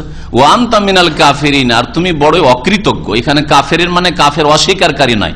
কাফের কুফর শব্দটি কাফারা একফর 2 অর্থে ব্যবহার হয়। কাফারা একফর কুফরান মানে কুফরি করা, আল্লাহকে অস্বীকার করা, পরকালকে অস্বীকার করা, নবীকে অস্বীকার করা, কোরআনকে অস্বীকার করা, অথবা দ্বীন ইসলামের স্পষ্ট কোন বিধিবিধান, আদেশ নিষেধকে অস্বীকার করা। একটা বিধিবিধানকে কেউ অস্বীকার করলে কাফের হয়। কেউ যদি বলে আমি জিনা হারাম নয়, কেউ যদি বলে যে নামাজ 5 ওয়াক্ত না 4 ওয়াক্ত, তাহলে কাফের। হ্যাঁ, কাফের। আদেশ নিষেধের কোন একটা কিছুকে অস্বীকার করলে কাফের। কেউ যদি বলে আল্লাহ দিতে পারেন আর ওলিয়া গোস কুতুব দিতে পারেন, তাহলে সে তৌহিদকে অস্বীকার করলো, সুতরাং কাফের মুশরিক। তো এ হচ্ছে কাফের। আর কাফার একফর কুফরান, মাজদার কুফরান মানে হচ্ছে নাশুকরি করা, অকৃতজ্ঞ হওয়া। তো আনতা মিনাল কাফিরিন এই কুফরান থেকে, হ্যাঁ, মানে তুমি বড় অকৃতজ্ঞ। আমার বাড়িতে মানুষ হলে, আমার খরচ খরচায় মানুষ হলে, আর আমার বংশের লোকে মেরে দিয়ে পালিয়ে গেলে তুমি। খোটা দেওয়া, দান খায়রাত করে, লালন পালন করে, আর কারো উপর অনুগ্রহ করে, দয়া করে যদি খোটা দেন, তাহলে দুনিয়ায় কিছু পাবেন না। যে কাজটা ফেরাউন করেছিল, এই জন্য খোটা দেওয়াটাও ফেরাউনি চরিত্র। কখনো খোটা দিবেন না কাউকে। হ্যাঁ, ছোট ভাইকে মানুষ করেছেন, আর তারপরে আপনার এক অন্যে থাকলো না, খারাপ করলো, আপনার সাথে খারাপ ব্যবহার করলো। তুই রে, তোকে মানুষ করলাম আর তুই আজকে এরকম হয়ে গেছিস, তুই আমাকে একটা ভালো কথাও দিস না, আর তুই আমার ছেলে মেয়েগুলোর সাথে একটা ভালো ব্যবহার করলি না। না, কখনো বলবেন না। আল্লাহর জন্য করেন, আর তোমাদের কাছে শুকরিয়াও চাই না, আর কোনো বদলাও চাই না, তাহলে কষ্ট পাবেন না। আজ দুনিয়ার গরজে করেন, আমার ভাইটাকে মানুষ করে দেবো, তাহলে আমি যখন বুড়ো হয়ে যাবো তখন আর ভাইটা আমার ছেলে মেয়েদের দিয়ে লক্ষ্য রাখবে, আঘাত খাবেন। কখনো দুনিয়ার গরজ করবেন না কোনো। ও আনতা মিনাল কাফিরিন, তুমি বড় অকৃতজ্ঞ। কালা, তখন মুসা আলাইহিস সালাম ফাআলতুহা ইযান, তখন যে আমি এই কাজটা করেছিলাম, ও আনা মিনাদ দাল্লিন, তখন আমি দিশেহারা ছিলাম। মিনাল দল্লিন মানে মিনাল জাহিলিন, তখন আমি আল্লাহর দিন থেকে অজ্ঞ ছিলাম, আমার কাছে নবুয়ত আসেনি, আল্লাহ পাকের পয়গাম আসেনি, রেসালাত আসেনি, আমি দিন জানতাম না। আর ভাবলাম যে আমি ঝগড়াটা মিটিয়ে দিই, এই লোকটার উপরে জুলুম বেশি হচ্ছে, তাই একটা ঘুষি মেরেছে ইচ্ছা করে, আমি খুন করিনি। তো মুসা আলাইহিস সালাম বললেন ওয়ানা মিনাদ দল্লিন, দল মানে তাহলে সবসময় গুমরাহ পথভ্রষ্ট হয় না, এখানে আপনি পথভ্রষ্ট দিয়ে অর্থ করবেন না। হ্যাঁ, সূরা ফাতিহাতে গায়রিল মাগদুব আলাইহিম ওয়ালাদ-দাল্লিন, দল্লিন বলা হয়েছে খ্রিস্টানদেরকে, আর মাগদুব আলাইহিম গজব প্রাপ্ত বলা হয়েছে ইহুদিদেরকে, যারা জেনে শুনে অন্যায় কাজ করে, ইহুদিরা করেছে, ওই চরিত্র যদি কোনো মুসলিমের মধ্যে থাকে তাহলে মাগদুব আলাইহিম গজব প্রাপ্ত, আল্লাহ পাকের ক্রোধ গজব রয়েছে ওদের উপর। আর জানলো না, জানার চেষ্টাও করলো না, অজ্ঞতাই থাকলো, আর অজ্ঞতাবশত ভুল যদি করে, শিরক বিদআত করে, পাপ করে, তাহলে দল্লিন পথভ্রষ্ট। নামাজের গুরুত্ব জানলো না, নামাজ শিখলো না, আর নামাজ ভালো করে পড়লো না, তাহলে দল্লিন। জানে মাদ্রাসে পড়েছে, হাফেজ হয়েছে, তারপরে নামাজ পড়ে না, তাহলে মাগদুব আলাইহিম গজব প্রাপ্ত। কি বলছিলাম, দল্লিন মানে সবসময় পথভ্রষ্ট হয় না, কখনো কখনো রাস্তাহারা হয়। এই জন্য যে দুনিয়ার ক্ষেত্রেও আপনি যাবেন রিয়াজ, আর রাস্তা হারিয়ে দিয়ে ধরে নিয়েছেন অন্য রাস্তা, তো এটাকে বলা হয় দাল্লাত তারিখ, রাস্তা হারিয়ে ফেলা। তো এখানে কি অর্থে বলা হয়েছে, আমি তখন দিশেহারা ছিলাম, আমার কাছে আসমানি কোনো হেদায়াত, দিক নির্দেশনা ছিল না যে কেমন জীবন যাপন করতে হবে, সেই জন্য এই ভুল হয়েছে। তারপরে ইচ্ছা করে আমি খুন করিনি। ফারারতু মিনকুম, তারপরে তো আপনাদের এখান থেকে আমি পালায়ন করেছিলাম, লাম্মা খিফতুকুম, যখন আপনাদের অনিষ্টকে ভয় করেছিলাম, যে আপনারা বুঝবেন না যে আমি একটা ঘুষি দিয়েছি, আমি আসলে খুন করার ইচ্ছা করিনি, আমাকেও খুন করে দিবেন আপনারা, সেই জন্য পালায়ন করেছিলাম। ফাওয়াহাবা লি রব্বি হুকমান ওয়া জাআলানি মিনাল মুরসালিন, অতঃপর আমার প্রতিপালক আমাকে প্রজ্ঞা দান করেছেন। ওয়াহাবা মানে দান করা, আর হুকম মানে হচ্ছে প্রজ্ঞা, হিকমত মানে নবুয়ত দান করেছেন, জ্ঞান দান করেছেন, ওয়াহির জ্ঞান। ওয়া জাআলানি মিনাল মুরসালিন, আর আমাকে রাসূলদের অন্তর্ভুক্ত করেছেন। তারপরে মুসা আলাইহিস সালাম ফিরআউনকে বললেন, ওয়া তিলকা নি'মাতুন তামুন্নুহা আলাইয়া আন আব্বাদতা বনি ইসরাইল, এই যে আমাকে খোটা দিলেন যে আপনার বাড়ি আমি মানুষ হয়েছি, লালিত পালিত হয়েছি, আপনার খেয়েছি, আমার উপর খুব অনুগ্রহ করেছেন, তাই না? ওয়া তিলকা নি'মাতুন তামুন্নুহা, এই যে অনুগ্রহ আপনি আমার উপর করেছেন, আলাইয়া আমার উপর, আন আব্বাদতা বনি ইসরাইল, যে আপনি বনি ইসরাইল আমার গোটা বংশকে গোলাম দাস দাসী বানিয়ে রেখেছেন, আর খুব বড় ইহসান করেছেন না, অনুগ্রহ করেছেন, তাই না? কি বলতে চাইলেন মুসা আলাইহিস সালাম, যে আমি একজন মুসা, আল্লাহ পাকের ইচ্ছা আপনার বাড়িতে লালিত পালিত হয়েছে, আমার উপর খরচ খরচা করেছেন, আমার লালন পালন করেছেন, আমার বংশে লাখ লাখ মানুষ আছে, যাদের সংখ্যা প্রায় বলা হচ্ছে যখন তারা বেরিয়ে আসে বনি ইসরাইল, এই বনি ইসরাইলদের সংখ্যা ছিল 6 লক্ষের মতো, তাফসীরকার 6 লাখ মানুষ, 6 লাখ নারী পুরুষকে গোলাম বানিয়ে রেখেছেন, আর 6 লাখের মধ্যে একটা মুসা বনি ইসরাইল গোত্রের, তাকে শুধু লালন পালন করে এত বড় খোটা দেন যে খুব অনুগ্রহ করেছেন, তাই না? আপনার খুব অবদান আছে আমার উপর অবদান, যে আমার গোটা জাতিকে আপনি গোলাম দাস বানিয়ে রেখেছেন। কালা ফিরআউন, তখন ফিরআউন বলল, আমার রব্বুল আলামিন, তুমি যে বললে একটু আগে রব্বুল আলামিন, হ্যাঁ, কারণ একটু আগে দাওয়াত দিয়েছেন, তাই না? এর আগে দেখেন, ফাকুলা ইন্না রাসূল রব্বুল আলামিন, আল্লাহ পাক বললেন যে যাও ফিরআউনকে গিয়ে বলো যে আমরা রব্বুল আলামিনের পক্ষ থেকে দূত হয়ে এসেছি। রব্বুল আলামিন তো মানতে রাজি না, ফিরআউন বলতো যে আমি রব্বুল আলামিন, আমি রব, আমি প্রভু, আমি প্রতিপালক, আমি পালনকারী।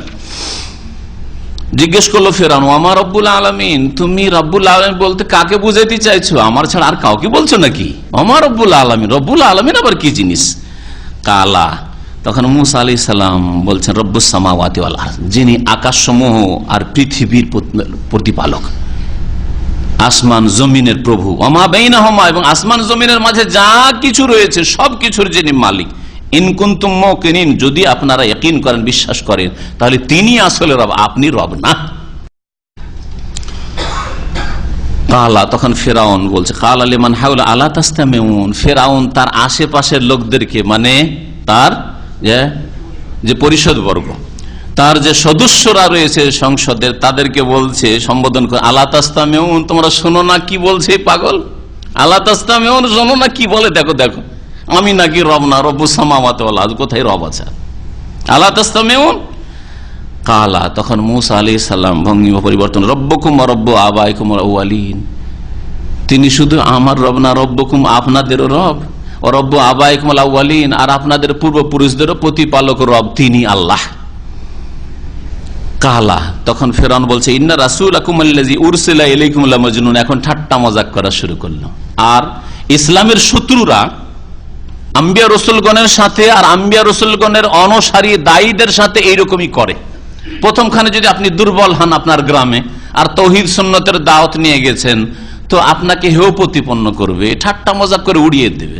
পাগল পাগল করতে গেছি, কি হয়েছে রে, কাদিয়ানি হয়েছিস তুই? হ্যাঁ, কি রে তুই, কি হয়েছিস তুই? ঠাট্টা মজাক করে উড়িয়ে দেবে। ও ভাবছে যে ঠাট্টা মজাক করলে ও বাড়ি থেকে লুকিয়ে যাবে, লজ্জায় লুকিয়ে যাবে, আর বলবে না কথা। প্রথমে এইভাবে চেষ্টা করে। যত বাতিল শক্তি দেখবেন, নবী সাল্লাল্লাহু আলাইহি ওয়াসাল্লামের সিরাত পড়েন আর মুসা আলাইহিস সালামের জীবনী সিরাত পড়েন, একই রকম অবস্থা দেখবেন। এখন কি বলছে ফেরাউন? বলছে ইন্না রাসূলাকুম, দেখো তোমাদের রাসূল, তোমাদের রাসূল আল্লাযী উরসিলা ইলাইকুম, তোমাদের উদ্দেশ্যে নাকি পাঠানো হয়েছে। লামাজনুন, এই তো পাগল গো, লামাজনুন, এই তো পাগল। অথচ ভালো করে জানছে মুসা আলাইহিস সালাম কথা বলছে, এটা পাগলের কথা, কথা শুনছে, বুঝছে, তো পাগল আবার নাকি? হ্যাঁ, ও জানছে যে পাগল নয়, তারপরে পাগল বলছে হেউ প্রতিপন্ন করার জন্য। বাতিল শক্তি এরকম করে, যা জেনে শুনে ভুল কথা, অন্যায় কথা, মিথ্যা কথা ছড়ায় লোকজনকে বোকা বানাবার জন্য। আল্লাহ পাক ফেরাউন সম্পর্কে একটি আয়াত এই কথা বলে, ফাস্তাখাফা কওমাহু ফাতাউ, এই ফেরাউন তার জাতিকে বেকুব বানিয়েছিল। ফাস্তাখাফা কওমাহু, তাদের জাতিকে একবারে বোকা বানিয়েছিল, যার ফলে এই বেকুবেরা অন্ধভাবে অনুসরণ করেছিল। না হলে একটু চোখ খুলে দেখলে বুঝতে পারতো যে কথাগুলি তো সব মিথ্যা বলছে, এগুলি তো অন্যায় কথা, ভুল কথা বলছে, এসব তথ্য তো ঠিক না মুসা আলাইহিস সালাম সম্পর্কে। আল্লাহ পাক রব্বুল আলামিন ইরশাদ করছেন যে মুসা আলাইহিস সালাম তখন বললেন, কালা রব্বুল মাশরিকি ওয়াল মাগরিব, যেই রবের কথা বলছি সেই রব ফেরাউন তুমি না, সেই রব হচ্ছেন মাশরিক আর মাগরিবের রব, পূর্বের মালিক আর পশ্চিমের মালিক। পূর্ব দিক থেকে সূর্য ওঠান আর পশ্চিম দিকে গিয়ে সূর্য অস্তমিত করেন, রব্বুল মাশরিক ওয়াল মাগরিব, তিনি সবকিছুর মালিক। ওমা বাইনাহুমা, আর যা কিছু পূর্ব পশ্চিমের মাঝে রয়েছে সবকিছুর মালিক তিনি আল্লাহ। ইন কুনতুম তাকিলুন, যদি তোমরা বুঝার চেষ্টা করো, হে ফেরাউন, হে ফেরাউনের অনুসারীরা, যদি আপনারা বুঝার চেষ্টা করেন। কালা, এখন ফেরাউন দেখলো যে না, ঠাট্টা মজাক করে হইল না, একে হেয় প্রতিপন্ন করে হইল না, এখন একে ধমক দেওয়া শুরু করতে হবে, ধমক। তার আগে আর একটা অস্ত্র ব্যবহার করে অনেক জালেমরা, হ্যাঁ, অনেক বাতিলপন্থীরা, আল্লাহ দ্রোহীরা, আম্বিয়া রসুলগণের শত্রুরা, সেটা হচ্ছে প্রলোভন দেওয়া। নবী সাল্লাল্লাহু আলাইহি ওয়াসাল্লামকে যেমন প্রলোভন দিয়েছে মক্কার মুশরিকেরা, কি চাও, রাজত্ব চাও, হ্যাঁ, সুশ্রী রমণী চাও, নাকি ধন সম্পদ চাও, সব দেব। তাহলে তো রাজত্ব তো নবী সাল্লাল্লাহু আলাইহি ওয়াসাল্লাম মক্কাতেই পাচ্ছিলেন, কিন্তু ওইটাই যদি একামতের দিনের অর্থ হইতো, ওইটাই যদি টার্গেট হইতো ইসলামের, তো মক্কাতেই পাচ্ছিলেন। খামাখাই হিজরত করে আসারই বা কি প্রয়োজন, আর বদর ওহদ করারই কি প্রয়োজন, হুদায়বিয়ার সন্ধি বা কি করার প্রয়োজন, আর মক্কা বিজয়ের জন্য যাওয়ারই কি প্রয়োজন? ওখানেই তো প্রথম তার অফার করেছিল, করেনি? এটাও বুঝে আসে না। বোঝা গেল যে একামতের দিন মানে তৌহিদ প্রতিষ্ঠা করা, একামতের দিন মানে নামাজ প্রতিষ্ঠা করা, একামতের দিন মানে জীবনের সবকিছুই, যত বিধিবিধানের সবকিছু প্রতিষ্ঠা করে, একামতের দিন মানে ওইটা দখল করতে হবে। আর এটা একটা বড় কিন্তু লোভ লালসা। আখেরাতের কথা বলেন, মানুষ উৎসাহিত হবে না, অধিকাংশ মানুষ উৎসাহিত হবে না। আখেরাত, আখেরাত, নামাজ পড়লে এই পাবো, তাওহীদ শিরক বিদআত ছাড়লে এই পাবো, তাওহীদ কায়েম করলে এই পাবো। দুনিয়ার কি পাবো? আমার ছেলেমেয়েরা বিদেশে পড়ার সুযোগ পাবে না, পাবে না, হ্যাঁ, কোটিপতি হবো না, হবে না, কিচ্ছু নাই ওগুলো, তাই না? ওগুলো কিচ্ছু নাই। কিন্তু যদি একামতের দিন মানে রাষ্ট্রীয় ক্ষমতা দখল করা হয়, তাহলে হ্যাঁ, ওগুলো তো পাবো। আমাদের মন্ত্রী মিনিস্টার হবে, আমাদের সব নেতারা আমাদের হবে, সুতরাং সব বেনিফিট গুলো আমরা পাবো, তাই না? এই জন্য দলভারী হওয়া সহজ, দলভারী হওয়া সহজ। এটা ইসলামের ব্যাখ্যা নয়, এটা ইসলামের অবব্যাখ্যা যারাই করেছে আল্লাহ পাক। ফিরআউন বলতে শুরু করলো, কালা লাইন ইত্তাখাযতা ইলাহান গায়রি লাআজআলান্নাকা মিনাল মাসজুনিন। মূসা আলাইহিস সালামের কথা শুনে ফিরআউন ভালো করে বুঝতে পেরেছে যে আমাকে রব স্বীকার মূসা করে না। সুতরাং এখন একে ঠাট্টা মজাক করেও হইল না, হেউ প্রতিপন্ন করেও হইল না, ধমক দেওয়া, শাসন। লাইন ইত্তাখাযতা ইলাহান গায়রি, আমার ছাড়াও যদি অন্য কোন উপাস্য ইলাহ তুমি সাব্যস্ত করো যে আরো কেউ আছে, লাআজআলান্নাকা মিনাল মাসজুনিন, তাহলে অবশ্যই অবশ্যই তোমাকে কারাগারে নিক্ষেপ করব। কারাগারে নিক্ষেপ করবো, জেলে তোমাকে বন্ধ করে দিব, জীবনে তুমি সূর্যের মুখ দেখবে না। জালেম শাসকদের কথা এইরকম, এমন অন্ধকারে ঢুকাই দেবো, জীবনে তুমি সূর্যের মুখ দেখবে না, অন্ধকারে থাকতে হবে, জীবনে তুমি সূর্যের তাপ পাবে না, জীবনে ছেলে মেয়েদের সাথে দেখা করতে পাবে না। যে জালেমদের এগুলি হচ্ছে ধমক। মুসা আলাইহিস সালামকে এই ধমক দিয়েছিল ফেরাউন। কালা, মুসা আলাইহিস সালাম একটু নম্রতা অবলম্বন করলেন, যে দেখি একে নরম করা যায়, কিন্তু শক্ত হয়ে গেছে। এখান থেকে দাওয়াতের ময়দানে হেকমত শিখেন। যখন দেখবেন যে আপনার বিরোধী যাকে দাওয়াত দিচ্ছেন সে শক্ত হয়ে গেছে, একটু নরম হয়ে যান আপনি। দুই দিক থেকে শক্ত হয়ে গেলে কিন্তু চূড়ান্ত একটা ফয়সালা ভেঙে যাবে, হ্যাঁ, সমাধান হবে না। কিন্তু যখন সে শক্ত হয়ে গেছে আপনি একটু নরম হয়ে যান। এই কথাই শিখিয়েছেন মুসা আলাইহিস সালাম তার দাওয়াত দিয়ে। কি দেখেন ভঙ্গিমাটা কত সুন্দর। বলছেন মুসা আলাইহিস সালাম, কাল আওয়ালাও যেহেতু বেশাইয়্যিব মুবিন, আপনি আমাকে কারাগারে নিক্ষেপ করবেন আর আমার উপর জুলম অত্যাচার করবেন, যদিও আপনার কাছে কোনো স্পষ্ট কিছু নিয়ে আসি। সদস্যরা বলল, আর যেহু আখাহু, একে একটু অবসর দেন আর ওর ভাইকে অবসর দেন, একটু ঠান্ডা হইতে দেন পরিবেশটা। আর এক কাজ করেন, একটা প্রতিযোগিতা হোক, যখন জাদুকর তো একটা প্রতিযোগিতা। আল্লাহ পাক রব্বুল আলামিন উত্তম কৌশলকারী। ওমাকারু ওমাকার আল্লাহ, এরা মকর চক্কর করেছিল, ষড়যন্ত্র চক্রান্ত করেছে, আল্লাহ পাক রব্বুল আলামিন উত্তম কৌশল করলেন। কি কৌশল? যে এইভাবে সারা দেশের লোককে একত্রিত করা হোক, যাতে করে সারা দেশের মানুষ মুসা আলাইহিস সালামকে জেনে যায়, আর মুসা আলাইহিস সালামের দাওয়াতটা মানুষের কাছে পৌঁছে যায়। হ্যাঁ, আর যাদের বলে, যে জাদুঘরদের বলে সে অহংকার করছে আর আসছে কম্পিটিশন করার মোকাবিলা করার জন্য, তারাও হকটাকে বুঝে যায়। কত বড় হিকমত এতে! আল্লাহ পাক রব্বুল আলামিনের পক্ষ থেকে সবকিছু করছেন মুসা আলাইহিস সালাম। কালু, সংসদ সদস্যরা বলল যে একে অবসর দেন, ওর ভাইকে অবসর দেন। অবাসফিল মাদাইন হাশিরিন, আর বিভিন্ন শহরে, মদিনাতুরের বহু বচন হচ্ছে মাদাইন, হ্যাঁ, বিভিন্ন শহরে আপনি পাঠিয়ে দেন হাশিরিন, মানে সমবেতকারীদের। হাশিরিন, হাসারা হাসরা মানে জমা করা, একত্রিত করা। এমন লোকজনকে পাঠিয়ে দেয় যারা ঘোষণা করে লোকজনকে একত্রিত করুক কোন এক জায়গায়, যেখানে প্রতিযোগিতা, কম্পিটিশন হবে, মোকাবিলা হবে এই মুসার জাদুর সাথে আমাদের দেশের জাদুকরদের। আর সেই যুগে জাদু বিদ্যায় বড়ই পারদর্শী ছিল মিশরের লোকেরা। ইয়াতুকা বিকুল্লি সাহারিন আলিম, হে বাদশাহ, ফেরাউনকে সম্বোধন করে সংসদ সদস্যরা বলল যে আপনার কাছে তারা সমবেত করবে বা নিয়ে আসবে প্রত্যেক বিজ্ঞ জাদুকরদেরকে, বিজ্ঞ জাদুকরদেরকে এখানে একত্রিত করবে। ফাজমিয়া সাহারা, সুতরাং জাদুকরদেরকে একত্রিত করা হলো। সাহিরের বহু বচন হচ্ছে সাহারা। লে মিকাতি ইয়াউমিন মালুম, নির্ধারিত দিনের নির্দিষ্ট সময়ে, নির্ধারিত দিন অমুক দিনে। আর কোন সময়, কোন সময় বলা হয়েছে কোরআনে কারিমে বলতে পারেন? সেটা হবে মেলার দিন, মানে সবাই যাতে করে ছুটিতে থাকে, কেউ কাজকর্মে ডিউটিতে ব্যস্ত না থাকে, ছুটির দিন অবসর থাকে। আর সেটা যেন রৌদ্রের সময় না হয়, বিকেল বেলা ক্লান্তির সময় না হয়। ওয়াইহুসারান্নাস দোহা, সকালবেলা, সকালবেলা, সকাল 7টা 8টা 9টা এর মধ্যেই যাতে করে এই কম্পিটিশন হয়ে যায়। ফাজমিয়া সাহারা, এই জাদুঘরদেরকে একত্রিত করা হলো নির্ধারিত দিবসের নির্দিষ্ট টাইমে।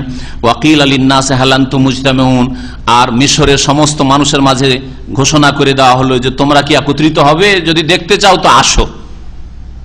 মুসার জাদু, তাদের ভাষায় মুসার জাদু, আর আমাদের দেশের ফেরাউনের যারা অনুসারী তাদের জাদুর মাঝে কম্পিটিশন, প্রতিযোগিতা, লড়াই রয়েছে, আসো দেখতে। এসো তোমরা, এসো দেশবাসী, দেখো যাতে করে আমরা জাদুকরদের অনুসরণ করি, যদি তারা জিতে, বিজয়ী হয়। দেখেন কত বাতিল কথা বলেছে। আমরা কি করব? কার অনুসরণ করব? জাদুকরের অনুসরণ করব। তাহলে আগে থেকে গোঁড়ামি মগজে নিয়ে আছে যে অনুসরণ কার করব? ফেরাউনের দলে আছে জাদুকররা, জাদুকরদের অনুসরণ করব। যদি হকপন্থী হইতো অথবা নিরপেক্ষ হইতো, নিউট্রাল, যে হকের সন্ধান রয়েছে, সত্যের সন্ধান আমাদের রয়েছে, তাহলে বলতো লা আল্লানা নাত্তাবিউল হাক্কা, দেখি হক কার সাথে আছে, আমরা স্পষ্ট বুঝবো যে সত্যবাদীকে, সত্যবাদী মুসা হারুন না সত্যবাদী ফেরাউন আর ফেরাউনের জাদুকররা। যেখানে হক পাবো, সত্য পাবো, সেটাকে গ্রহণ করব। সত্য গ্রহণে বাধা হচ্ছে গোঁড়ামি, আগে থেকে মগজে বসিয়ে নেওয়া যে এদের কথা শুনবো না, যতই বলুক না কেন, শুনলেও মানবো না, আমাকে জবরদস্তি শোনাইবা মানবো না, আমাকে তুমি সিঁড়ি দিবে, কিতাব দিবে, পড়বো না, শুনবো না, মগজে ঢুকাবো না। যদি শুনিয়াও দাও, দেখবেন হ্যাঁ বিদাতি লোকদের, দর্শকদের মধ্যে যদি লক্ষ্য করেন, যখন ওইরকম কথা আসে এরকম করে এমন করে নিচ্ছে। আমরা দেখি যে কোন এক ভাই প্রশ্ন করেছে, তো প্রশ্নের উত্তরটা দেওয়ার সময় ওর দিকে একটু নজর দিই। প্রশ্নের উত্তর দিচ্ছি, কিন্তু প্রশ্ন করেছে ও আসলে জানার জন্য না, ও প্রশ্ন করেছে বিভিন্ন দুনিয়া গরজে। হ্যাঁ, প্রশ্ন করার পরে মুখটা করে বুঝছেন অন্য মনস্ক, জি মগজকে বন্ধ করে নিয়েছে, বন্ধ করার পরে বসে আছে, তাহলে কোনো ফায়দা হবে না।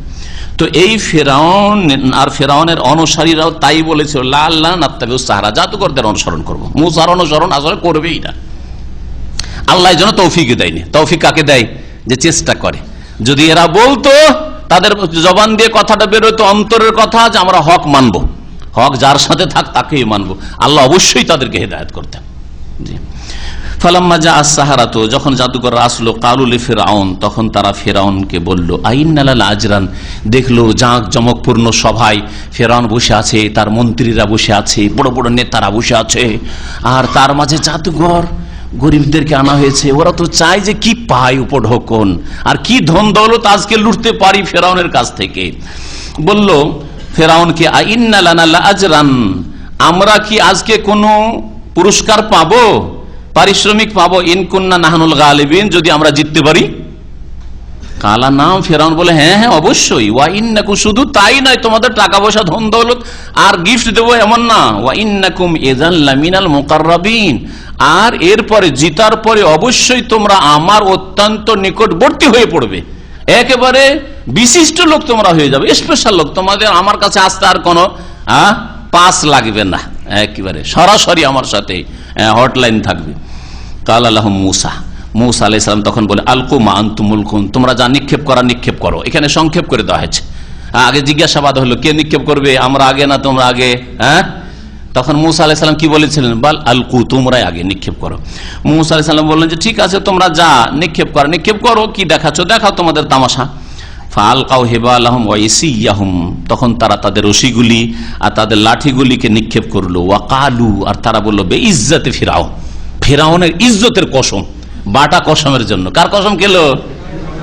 ফেরাউনের ইজ্জতের কসম। মুমিন আল্লাহর কসম খায়, তাহলে যে বাপের কসম খায়, মায়ের কসম, দানা ছুঁয়ে বলছি, পানি ছুঁয়ে বলছি, আমার ছেলের গায়ে হাত দিয়ে বলছি, এটা ফেরাউনি আকীদা। বুঝতে পারছেন? ফেরাউনি আকীদা। খবরদার, মুসলিম ফেরাউনি আকীদা গ্রহণ করে না। বিল্লাহ বলবে, তাল্লাহে বলবে, ওয়াল্লাহে বলবে। আরবের একটা ছোট বাচ্চাও আল্লাহ আল্লাহ করে, আর আমাদের দেশের বুড়িও, 50-60 বছরের বুড়াও বাপের কসম বলছি, দানা মিলবে না, দানা ছুঁয়ে বলছি। আউযুবিল্লাহ, শিরক করলো, শিরক করলো। মান হালাফা বিগাইরিল্লাহি ফাকাদ আশরাকা, নবী সাল্লাল্লাহু আলাইহি ওয়াসাল্লাম বলছে, আল্লাহ ছাড়া অন্যের কসম যে করবে সে শিরক করলো।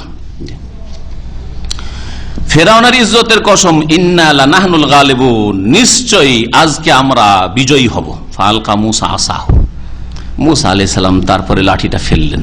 তাদের দৌড়টা আগে কেন ফেলতে বললেন?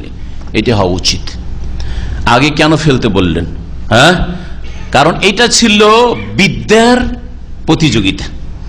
বিদ্যার প্রতিযোগিতার ক্ষেত্রে আপনার যে বিরোধী দল, তাদের বিদ্যার দৌড়টা আগে দেখে নেন, কত দূরে তারা যাচ্ছে, কত দূর তারা বলছে, হ্যাঁ, তারপরে আপনি বলেন, তাহলে খণ্ডন করা সুবিধা হবে। তর্ক সভাগুলি যে হয়, বহস, মোনাজেরা, মোনাজেরার মৌলিক নীতি এখানে শেখানো হয়েছে। এটা ছিল মোনাজেরার মতো, এটা গায়ের শক্তি না, রণক্ষেত্র ছিল না, যুদ্ধ নয় যে মারামারি। হ্যাঁ, মারামারি হইলে অন্যরকম হইতো কিন্তু চিত্র। এটা ছিল বিদ্যার দৌড়, জাদু বিদ্যার দৌড়, প্রতিযোগিতা। সুতরাং তোমরা আগে দেখি তোমাদের বিদ্যার দৌড় কতটা, জাদু কত দূর যায় তোমাদের। খুব ওয়াস্তারহাবুহুম, সূরা আরাফে, ওয়াজাউ বিসির আযীম, এমন বিশাল জাদু দেখালো যে মানুষ একবার ভয়ে ভীত সন্ত্রস্ত হয়ে পড়লো। এমনকি মুসা আলাইহিস সালামের মনে মনে ভয় লাগছে, আল্লাহ কি হইলো, কি যে হবে, তাই না? হ্যাঁ, তারপরে মুসা আলাইহিস সালাম তার বিদ্যা, আল্লাহ প্রদত্ত বিদ্যা, মুজিজা ছাড়লেন, সবগুলিকে কয়েক মিনিটের মধ্যে গিলে ফেললো। এটা হচ্ছে তর্ক সভা, বহাস মোনাজেরার নীতি, যে আপনি বিরোধীকে বলতে দেন। কাফের মুশরিকের সাথে যদি হয়, নাস্তিকের সাথে হয়, ইহুদি খ্রিস্টানের সাথে বহাস হয়, মুশরিকের সাথে হয়, কবর পূজারীর সাথে হয়, যার সাথে হোক না কেন, আগে ওদের বলতে দেন, বলে নিক, তারপরে তখন এক এক করে খণ্ডন করে ঠান্ডা মেজাজে, তাহলে জিততে পারবেন। পক্ষান্তরে যুদ্ধের ময়দানে আগে তোমরা নেমে যাও, এই কথা কখনো না। জিহাদের ময়দানে আগে মুসলিমকে নামতে হবে। আগেই যদি ওরা নেমে যায় তো না, আপনারা বসে আছেন, হাত পা গুটিয়ে বসে আছেন, এখনো প্রস্তুত হননি, তাহলে এই যুদ্ধে জিহাদের চিত্র পাল্টে যেতে পারে, হেরে যেতে পারে। এই জন্য না, আগেই নামতে হবে, আগেই নেমে বাহাদুরি দেখাতে হবে, যাতে করে তাদের মনোবল ভেঙে পড়ে। মুসলিম মুজাহিদিনকে যখন দেখবে, তাদের মনোবল যাতে করে ভেঙে পড়ে। এটা রণক্ষেত্রে ছিল না, এই জন্য বরং বিদ্যার ক্ষেত্র ছিল, বিদ্যার দৌড় ছিল। এই জন্য আগে নিক্ষেপ করতে বলেছেন মুসা আলাইহিস সালাম। ফালকা মুসা আসা, মুসা আলাইহিস সালাম তার লাঠি নিক্ষেপ করলেন। ফায়জাহিয়া তালকাফু মা ইয়াফিকুন, সহসা সেই লাঠিটি সাপ হয়ে কি করলো, গিলে ফেললো। মায়াফ, ওই সমস্ত অলিক বস্তু, অলিক জাদু যা তারা গড়েছিল, রচনা করেছিল, যা নিক্ষেপ করেছিল, রশি তাদের যে বড় বড় সাপে পরিণত হয়েছিল, আর লাঠি যে সাপে পরিণত হয়েছিল, সবগুলিকে গিলে ফেললো, গ্রাস করে ফেললো। ফাউল ফিয়াস সাহারাত সাজিদিন, জাদুকররা কল্পনাই করতে পারেনি যে এরকম হয়ে যাবে। এতে বুঝতে পারলো যে না, এর চেয়ে বড় জাদু আর কিছু হতে পারে না, তার মানে মুসা জাদুকর না, বিশ্বাস হয়ে গেল। তখন তারা সেজদায় অবনত হইল, সেজদায় লুটিয়ে পড়লো। ওয়াকালু, তারা বললো, আমান্না বিরব্বিল আলামিন, বিশ্বজাহানের রবের ওপর আমরা বিশ্বাস করলাম, ঈমান নিয়ে আসলাম। এতে সম্ভাবনা আছে যে রব্বুল আলামিন মানে হয়তো ফেরাউনকে বুঝাইছে নাকি। তখন জাদুকররা স্পষ্ট করে দিল, না, ফেরাউনকে বুঝাইনি, ফেরাউনের উপর ঈমান নিয়ে আসছি না, রব্বে মুসা ওয়া হারুন, ওই রবের ওপর ঈমান নিয়ে আসছি যিনি মুসা এবং হারুনের রব। কাল আমানতুম লাহু, এখন তো ফেরাউন বড়ই বিব্রত, পেরেশান হয়ে গেল, হইল কি? আরে হইল কি? কালা বল আমানতুম লাহু, আরে মুসার প্রতি তোমরা ঈমান নিয়ে আসলে, বিশ্বাস করলে, কাবলান আযানা লাকুম, তোমাদের অনুমতি দেওয়ার আগেই, ইন্নাহু লাকাবীরুকুম আল্লাযী আল্লামাকুমুস সিহর, এ তো তোমাদের বড় গুরু, আল্লাযী আল্লামাকুমুস সিহর, যে তোমাদেরকে জাদু শিখিয়েছে না। অথচ ডাহা মিথ্যা নিজেও ফেরাউন ভালো করে জানছে যে মুসার সাথে এই জাদুঘরদের এর আগে কখনো সাক্ষাৎই হয়নি, তো ওস্তাদি বা কি করে হলো, আর শিখাইলো বা কি করে, বলুন তো দেখি। জানছে না যে এই সব জাদুঘরদের সাথে মুসার দেখাই বা কোথায় হইলো, যে ওস্তাদ হয়ে গেলেন মুসা আলাইহিস সালাম। তাহলে এই হচ্ছে বোকা বানানো জাতিকে। জালেমরা এইভাবে বোকা বানায়, আল্লাহ দ্রোহীরা এইভাবে মানব জাতিকে বোকা বানায়। ফালা সাউফা তা'লামুন, শীঘ্রই তোমরা জানতে পারবে এর সাদ কি, শাস্তি দিয়ে। লাউ কাত্তা'আন্না আইদিয়াকুম আরজুলাকুম মিন খিলাফ, অবশ্যই তোমাদের হাত পাগুলিকে উল্টো পাল্টা করে কেটে ফেলবো। তার মানে ডান হাত কাটলে বাম পা কাটবো, আর বাম হাত কাটলে ডান পা কাটবো, এইভাবে উল্টো করে কাটবো। ওয়ালা উসাল্লিবান্নাকুম আজমাইন, আর তোমাদের সকলকে আমি শুলে চড়িয়ে দেব। কালু, তখন এই জাদুকররা বলল যে অসুবিধা নেই, লাদাইরা, কোনো ক্ষতি নেই। লাদাইরা মানে লাদারারা, দরার আর দাইর একই অর্থ, শব্দ আলাদা। কোনো ক্ষতি নেই, কোনো অসুবিধা নেই। ইন্না ইলা রব্বিনা মুনকালিবু, নিঃসন্দেহে আমরা আমাদের প্রতিপালকের কাছেই ফিরে যাব। তুমি আমাদেরকে খুন করে দিবে, শুলে চড়াবে, তো কি হবে? আমরা আল্লাহর কাছে পৌঁছিব, তো আল্লাহর কাছে তাড়াতাড়ি পৌঁছিলাম, ভালোই তো হইলো। বিলম্ব হচ্ছে, দেরি হচ্ছে আল্লাহর কাছে যেতে, বালা মুসিবত, দুনিয়ার কত ঝুঁকি, টেনশন, আর কত রকমের বিপদ আপদ, সব থেকে মুক্ত হয়ে জলদি আল্লাহর কাছে পৌঁছে গেলাম। ঈমানদার মানুষ এইরকম ইয়াকিন বিশ্বাস রাখবে। সুতরাং কোথাও জানের ঝুঁকি হলে পরোয়া করবে না। আরে আলহামদুলিল্লাহ, ভালোই তো, আরে তাড়াতাড়ি আল্লাহর কাছে পৌঁছে দিল, আমি তো চাইছিলাম যে আল্লাহর কাছে যাব, এইরকম মন মেজাজ তৈরি করেন, আমি তো প্রস্তুত আছি আল্লাহর কাছে যাওয়ার জন্য। ইন্না নাতমা ইয়াগফির লানা রাব্বুনা খাতায়ানা আন কুননা আউওয়ালাল মুমিনিন, আমরা আশা করি যে আমাদের প্রতিপালক আমাদের ভুল ভ্রান্তি গুনাহ খাতা মাফ করে দেবেন। আন কুননা আউওয়ালাল মুমিনিন, যে আমরা প্রথম ঈমানদার হয়েছি। অথচ মুসা আলাইহিস সালাম, হারুন আর বনি ইসরাঈলরা মুমিন ছিলেন। কি বুঝেছেন এর থেকে? বুঝিয়েছেন যে কিবতীদের মধ্যে, ফেরাউনের বংশধরদের মধ্য থেকে আমরা প্রথম ঈমান নিয়ে এসেছি, আর কেউ ঈমান নিয়ে আসেনি। আল্লাহ সর্বপ্রথম আমরা ঈমান নিয়ে এসেছি এই কিবতী বংশ থেকে, ফেরাউনের বংশ থেকে, সুতরাং আমাদেরকে তুমি মাফ করে দাও। ওয়া আওহাইনা ইলা মুসা, আল্লাহ পাক বলেন মুসা আলাইহিস সালামকে আমি ওহী করলাম, আন আসরি বিইবাদি, আমার বান্দা বনি ইসরাইলদেরকে নিয়ে রাতারাতি তুমি বেরিয়ে পড়ো। আসরা, ইসরা মানে নৈশ ভ্রমণ, রাত্রের সফর। ইন্নাকুম মুত্তাবাউন, কারণ তোমাদের পিছু করা হবে, তোমাদের পিছে ধাওয়া করা হবে।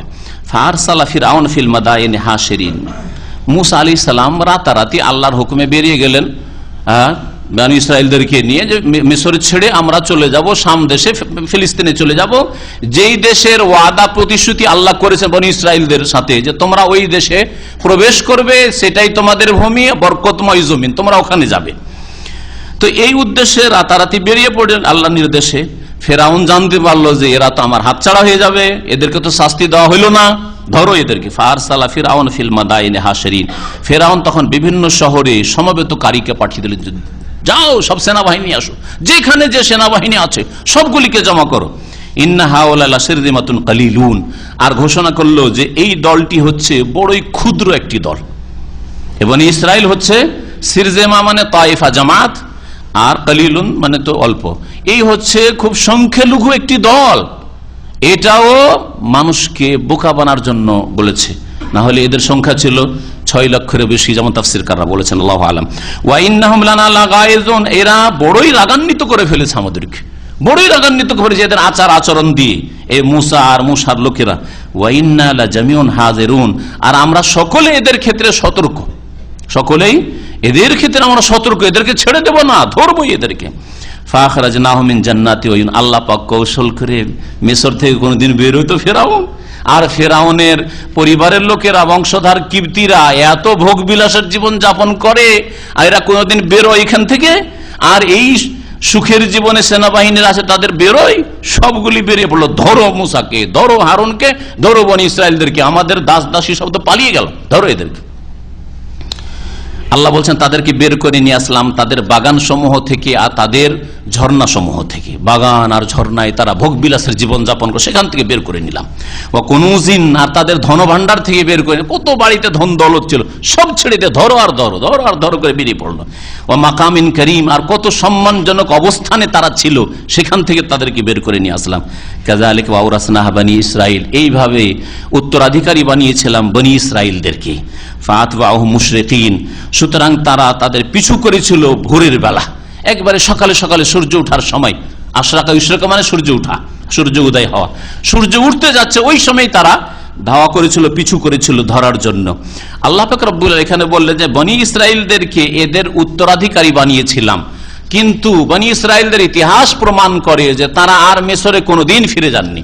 মুসা আলাইহিস সালাম, হারুন আর মিশরে ফিরে যাননি। মিশর ফেরাউন ধ্বংস হলো, ফেরাউনের সংসদ সদস্যরা, তার নেতারা সব ধ্বংস হলো তার দেশের, কিন্তু আর তো ফিরে যাননি। তাহলে যদি ক্ষমতায় নেওয়াই লক্ষ্য উদ্দেশ্য হইতো, তো ক্ষমতা একেবারে খালি ছিল, হ্যাঁ, ক্ষমতার জায়গা তো খালি, সেখানে ফিরে যেতেন, ফিরে যাননি। তাই নবী রাসূলগণের দাওয়াতের মুখ্য উদ্দেশ্য ক্ষমতা দখল করা নয়, বরং তাওহীদ প্রতিষ্ঠা করা, শিরক উৎখাত করা, আর তার মধ্যে দ্বীন ইসলামের একটা অঙ্গ হচ্ছে যাকে আল্লাহ পাক ক্ষমতা দেবেন সেই ব্যক্তি দ্বীন ইসলামের দণ্ডবিধান, ইসলামের যে বিধিবিধানগুলি রয়েছে রাষ্ট্র পরিচালনার ক্ষেত্রে, সেগুলি বাস্তবায়ন করা তার জন্য ফরজ। কিন্তু আমার প্রথম টার্গেটই হবে যে ওই জায়গাটা দখল করব, এটা দ্বীন ইসলামের লক্ষ্য উদ্দেশ্য নয়, এটা দ্বীন ইসলামের একটা অংশ যাকে আল্লাহ যখন ক্ষমতা দেবেন, আমাকে যদি আল্লাহ ক্ষমতা দেন, আপনাকে যদি আল্লাহ পাক ক্ষমতা দেন, তখন আমার উপর আপনার উপর ফরজ হবে দ্বীন ইসলামের ওই দণ্ডবিধানগুলি আদালত পর্যায়ে, রাষ্ট্রীয় পর্যায়ে, আর যে সব জায়গায় সাধারণ মানুষ পৌঁছিতে পারে না ক্ষমতায়, সেই সব জায়গার বিধিবিধানগুলি বাস্তবায়ন করা তার জন্য ফরজ, আমার জন্য আপনার জন্য ফরজ হবে। মুসা আলাইহিস সালাম ফিরে গেলেন না, আর আল্লাহ বলছেন যে বনী ইসরাইলকে ওয়ারেস বানাইলাম, এর অর্থ কি তাহলে? এর অর্থ তাফসীরকাররা বলেছেন যে নিঃসন্দেহে মিশরে ফিরে যাননি। ফিরে যখন যাননি, 40 বছর তো ঘুরতে থাকে তিহের ময়দানে, যখন তাদেরকে বলা হলো চলো বাইতুল মুকাদ্দাসে ঢুকবো, ফিলিস্তিনে ঢুকবো, ঢুকতে রাজি না, হ্যাঁ, সাহস হয় না, ওখানে জালেম শাসকরা রয়েছে, ওখানে ঢুকার সাহস হয় না, লড়াইয়ের সাহস হয় না। আল্লাহ পাক রাস্তা এমন ভুলিয়ে দিলেন, 40 বছর শুধু ঘুরতেই থাকলো তিহের ময়দানে।